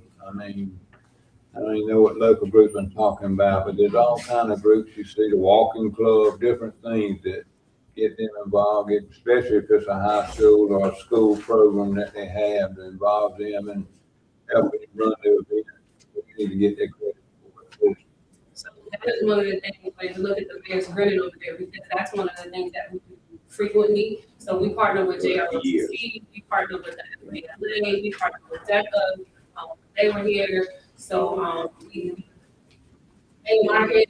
that's one of our groups that participate. Good, maybe I just missed it, but we need to publicize it. But Yes, we do, we advertise it, we make sure we photograph them and things of that nature to give them the credit, because we appreciate all of the assistance that they provide us with. Because as we already know that we're short staffed, so any type of help we can get from any organization, from the high school, any volunteers, and we also still have our city ambassadors. And they volunteer in their own personal time to assist us with making our events successful.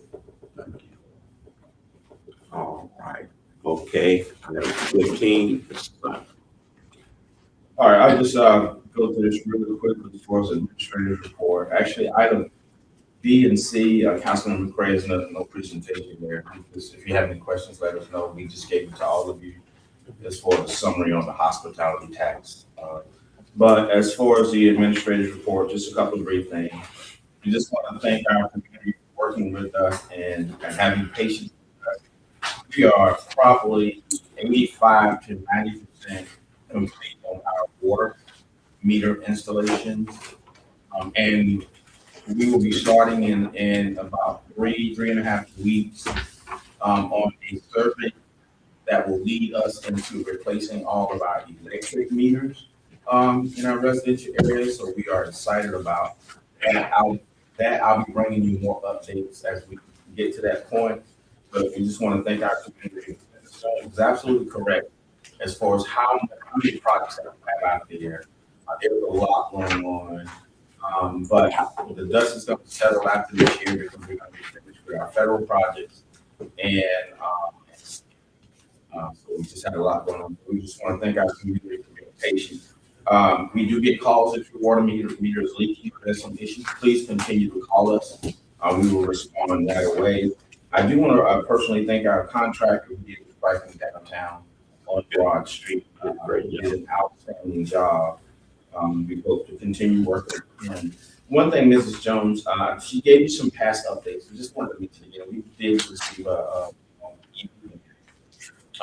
and so while we're talking about infrastructure improvements and parking spaces, That grant is going to be valuable because we're going to have a couple of stations that we're going to have located in our public parking spaces. And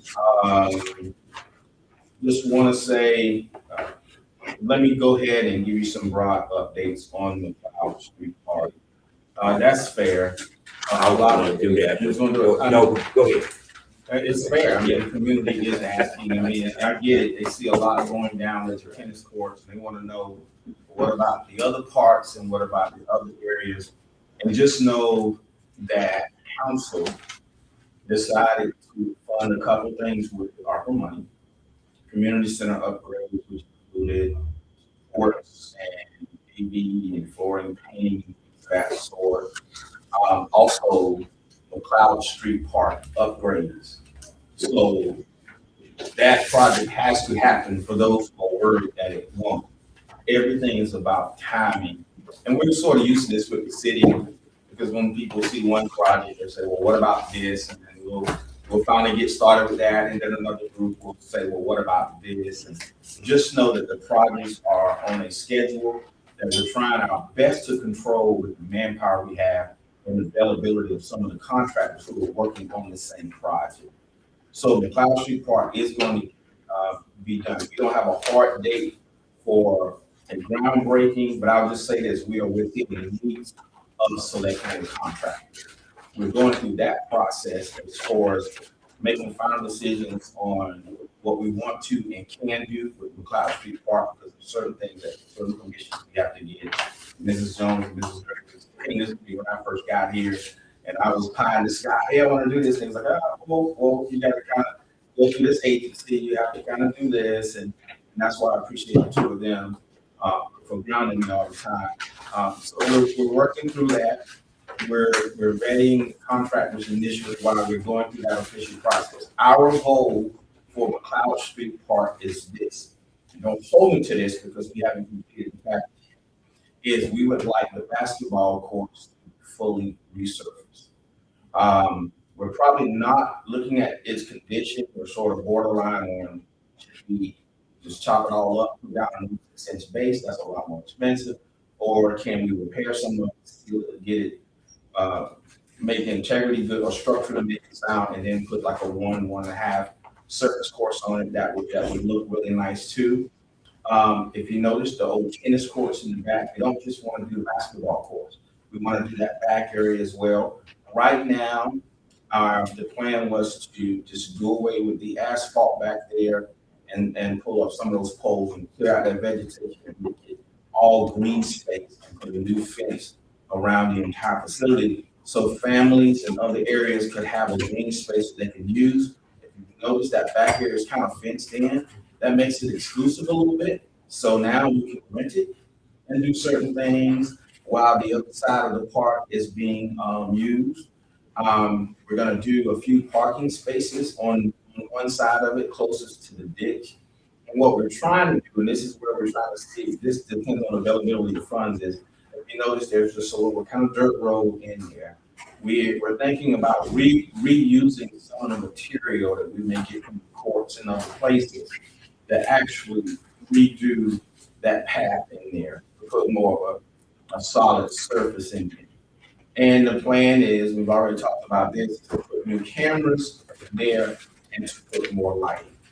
So ultimately, if all the stars line up, we're gonna have a new basketball court, new benches, new fence, green space in the back, more lighting, and then more cameras, which we're already moving towards now. Bear with us, community. We'll give you another update in about 2 weeks on progress on that.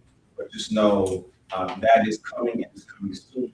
And we're going to celebrate it, just like we did with the tennis courts, where we want to do a groundbreaking, celebrate the fact that there's history with those courts. And then once we celebrate all of that, we want to look beyond and, like Jenny said, leave our future with something better than what we do. Other than that, I don't have any other updates from the day. Okay. All right. At this time, I'll go for non-agenda. Anyone have anything?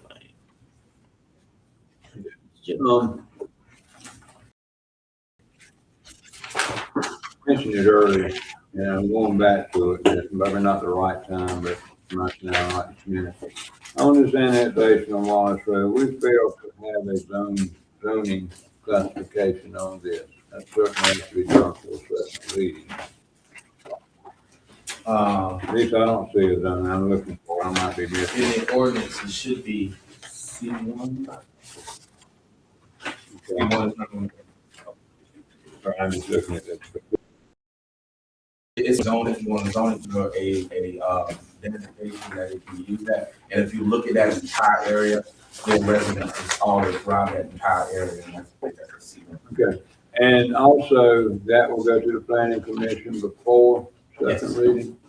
Yes. Okay. Well, yes, well, I don't know.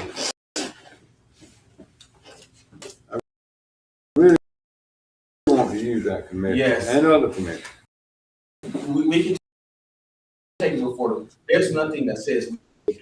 Before we, I mean. Right, so that's not a problem. That was my fault for missing that, my conversation started. Yes, sir. First and foremost, thank everyone for coming out tonight. See some District 5 folks, and 2 of them had to leave, and about last night, about 9, I think I looked at my phone, it was like 9:11. One of them was out walking down the street, picking up trash, had a bag, had a little hand cleaner thing, getting up trash from the street. So I commend that effort. I'm thinking, yeah. Another thing, what I was trying to say, but I had a hard time, is that one of the people making public comments was talking about annexation and shady residence. I just was trying to say that was no such thing. We didn't have that come before us or anything today, so I didn't want us to leave with false narratives. Another thing I was going to say about the hospitality tax, and I wanted to ask, but I didn't want to have to be told to wait to my time. So I was just, you prepared the document, and I'm thankful for that, but that goes back to, I've been asking about separating this hospitality fund, and it's kind of like, I guess some people thought I was just doing it to bicker and whine for no reason, but now I can kind of see line by line. Do I agree with some of these expenses on here? No, I don't understand how they would use the hospitality tax, but I think that is, we need to kind of look into that. So when we do a workshop based on finances, I think we need to look into looking at this hospitality tax and what this has got to speak about.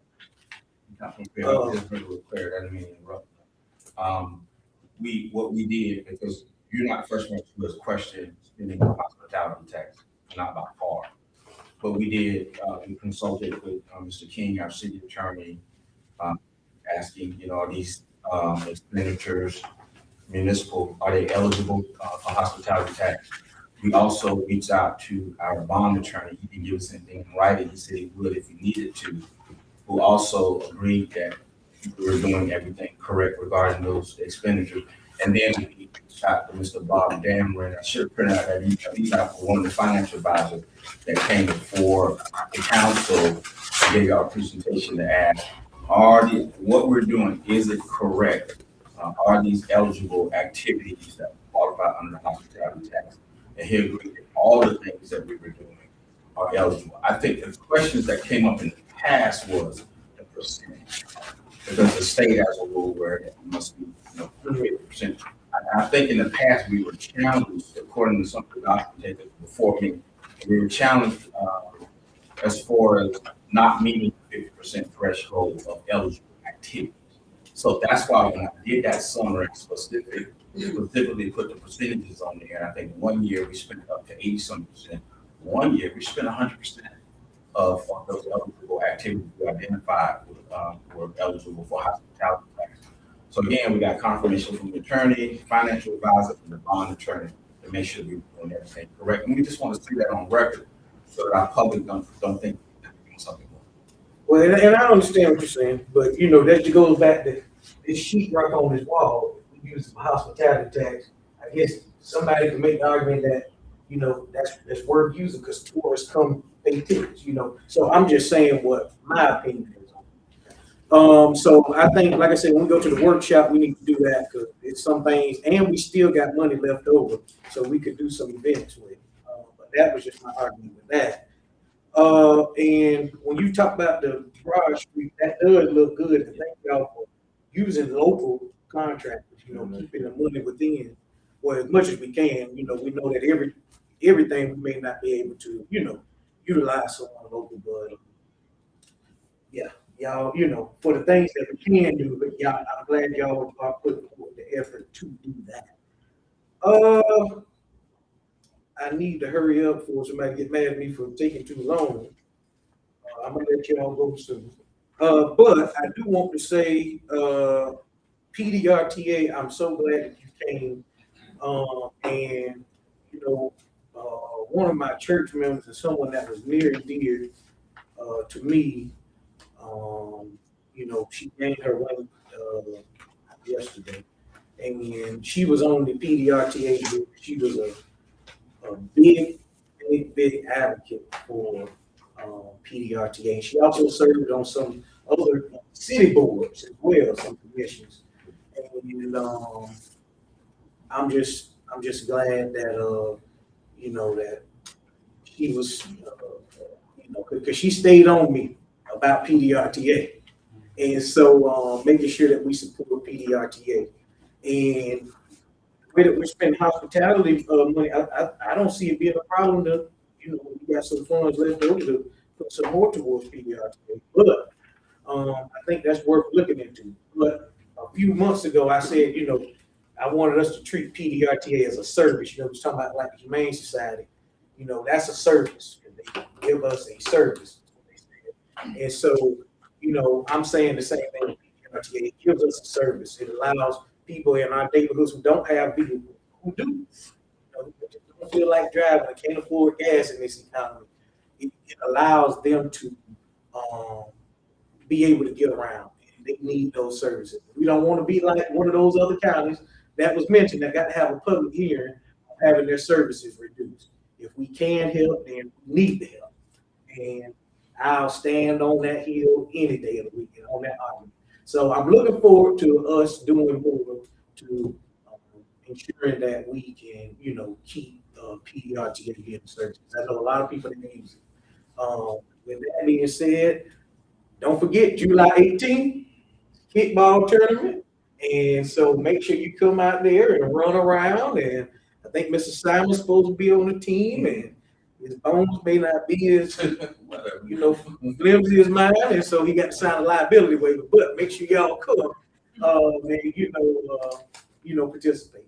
With that being said, thank you. And that's it. Since you're already on this end. Once again, and always, I like to thank city employees for what you time they put in and committing. And like Ms. Ward said, we had some that worked for us, and the gentleman that presented the water treatment that stands out. We have exceptional people that work for the city, Bennettsville. But the main thing that I gathered from this meeting was the water treatment plant. 30 years since anything had been done. And also in that study, you know, we are accused a lot of times of having the highest rates in anything. But he showed us the day with the presentation that we're way behind and what we charge on there. So that that did me good to hear that the improvement that we are doing on something that important. 30 years is a long time for not making moves on that. And also, you know, we talked about going to the committee before we bring things back before the council. And I just want to make sure that now the committees be on one accord. that if committee comes back, and this is me, with a report that's favorable, that usually helps me along with my decision, because you come back with facts, policies, and then you are talking to the department head. That means a lot. That will help me out. But the thing that I want to encourage us not to do is that we get a favorable report from the committee, and then we come back to vote on that same issue, and the committee members vote against it. You have the right to change your vote.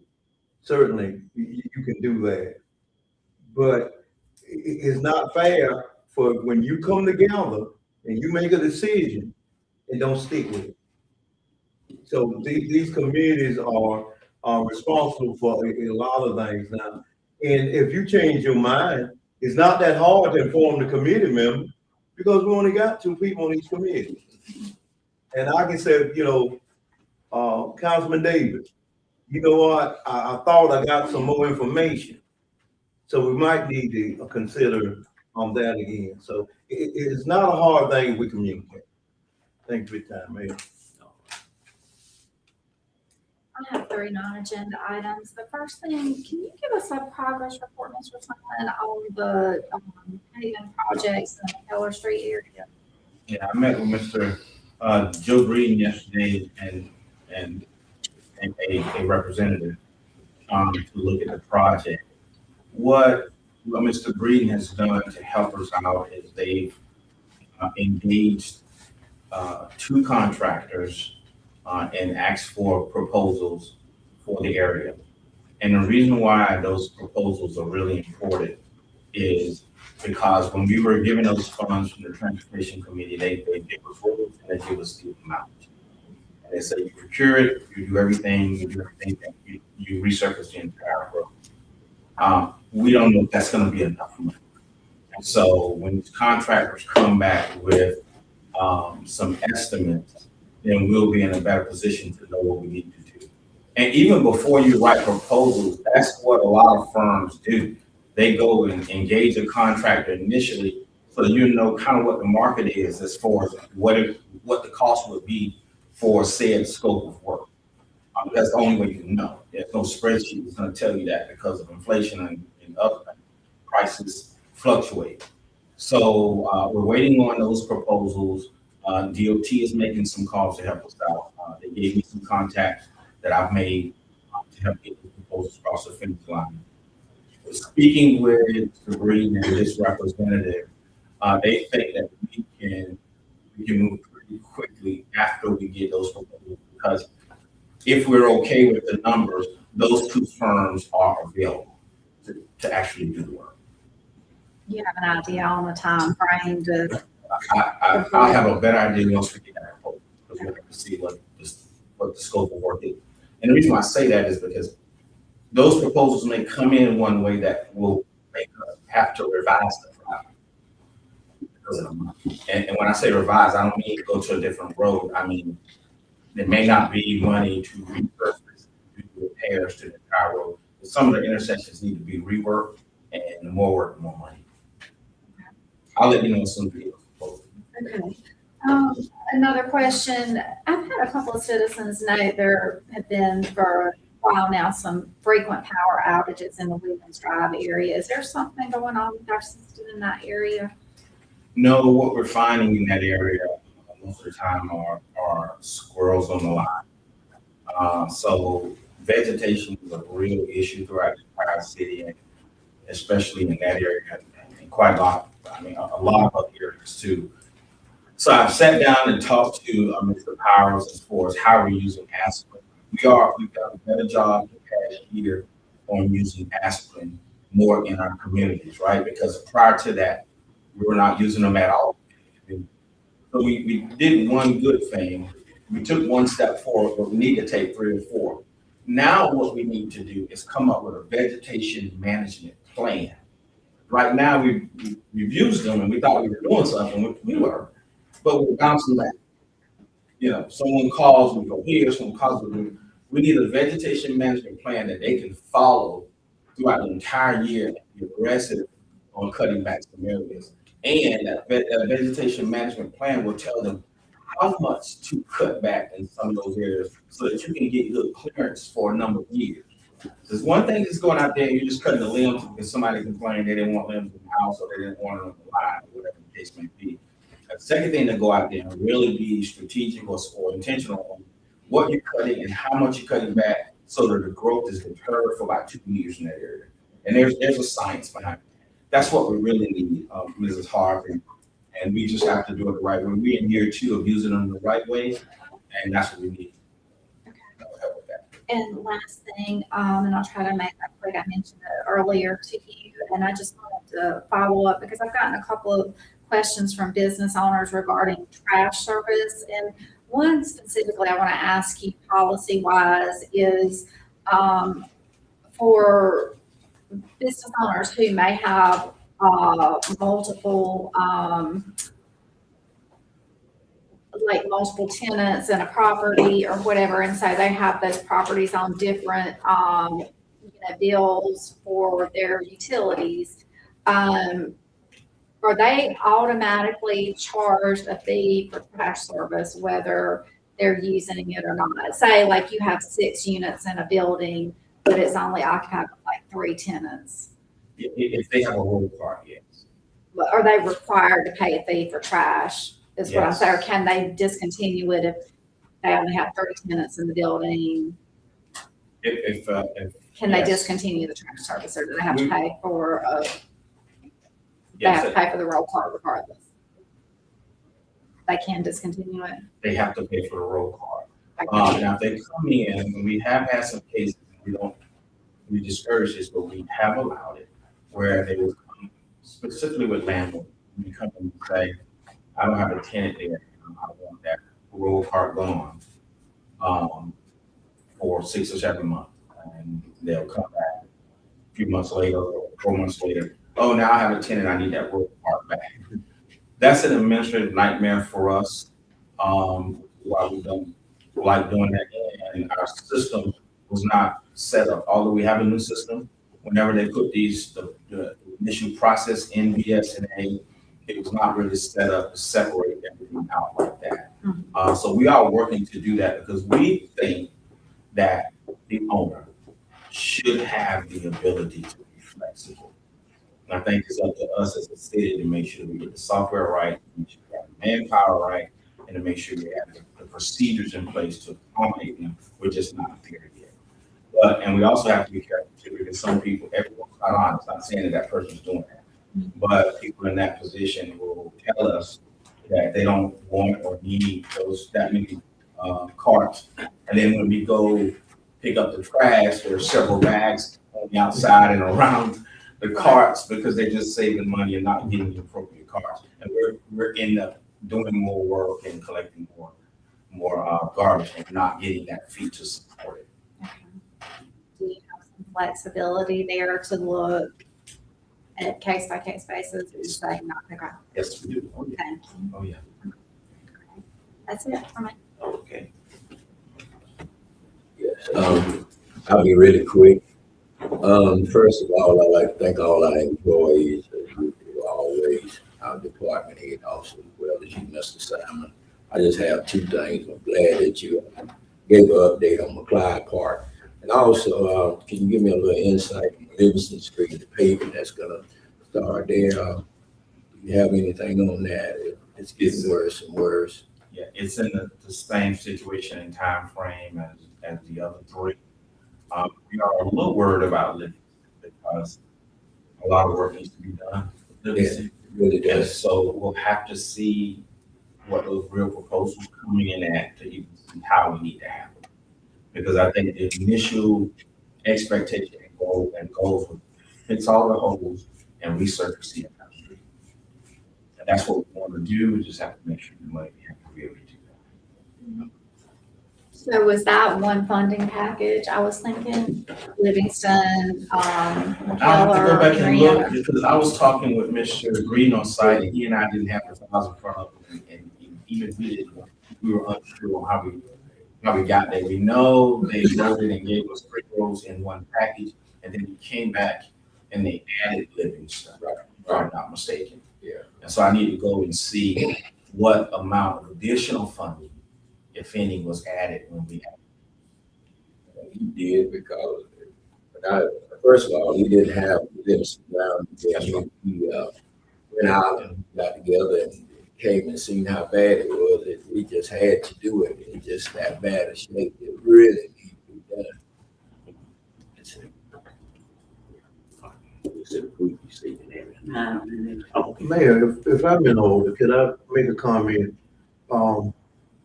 I fail to recognize, one of my constituents, Lieutenant Boston. He comes all the time. He sits through the entire program. Yeah. And it means a lot when you're representing people and they show up and encourage you. And when I looked over there, I'm like, Six ain't the only one they got. But I thank him for coming out and it's support. It helps. Okay. All right. Thank you. Just want to thank the staff, all the employees for what they're doing because it's a lot. We have a lot going on, and the staff is kind of stretched thin, but they get a lot done. And just want to thank them for that. Just want to touch base on public comments. Whenever we have someone to sign up for public comments, they come up. I don't want you to think that we are being rude, anything like that we don't respond at that time. What it is, and we've been doing it for years, and most all the council members know that we wait, listen to what the person is saying, and then we get back with them. We don't try to answer that question right then because we may give you the wrong information because we want to make sure that what we're doing it correctly. So that's why a lot of times if you come up and speak and you don't get a response from us, that is why. Because we want to make sure that we're giving the right information at the right time. And either you get it in a letter or either you get a phone call. Ms. Ward does a great job in doing what she does with that. Now, on the response now, when I can speak on about what Ms. Best has spoke on about the property that a lot of nice homes are being demolished. We have nothing to do with that because if that homeowner purchases that, if that homeowner do the buyout, and I believe Ms. Brittany can help me out on that. Once that is done, those houses are going to be demolished regardless. There's nothing we can do. And that'll be green space. We won't be able to put anything else in that area or anything like that. So that is what I was gonna have that sent to Ms. Best, so she have that. Just don't want to be trying to go back and forth and making sure that we saying the right thing. Ms. Strickland, I really enjoyed my ride. Your staff is very professional. I really enjoyed it. The citizens that were riding, we had a great time. And I didn't know it covered so much just around town. I'm gonna probably take the ride to Chirrell one day, but really enjoyed it. Again, we want to thank everyone for coming out. Anytime that you have any questions, any concerns, things that you're not familiar with, please reach out. Don't sometimes listening to secondhand and not coming to the source, you might get led off track. So please, if you have any concerns or any doubts, please give us a call because we work for you. And we just want to make sure that we're doing everything we can to make our city a better place. Saying that, we adjourn.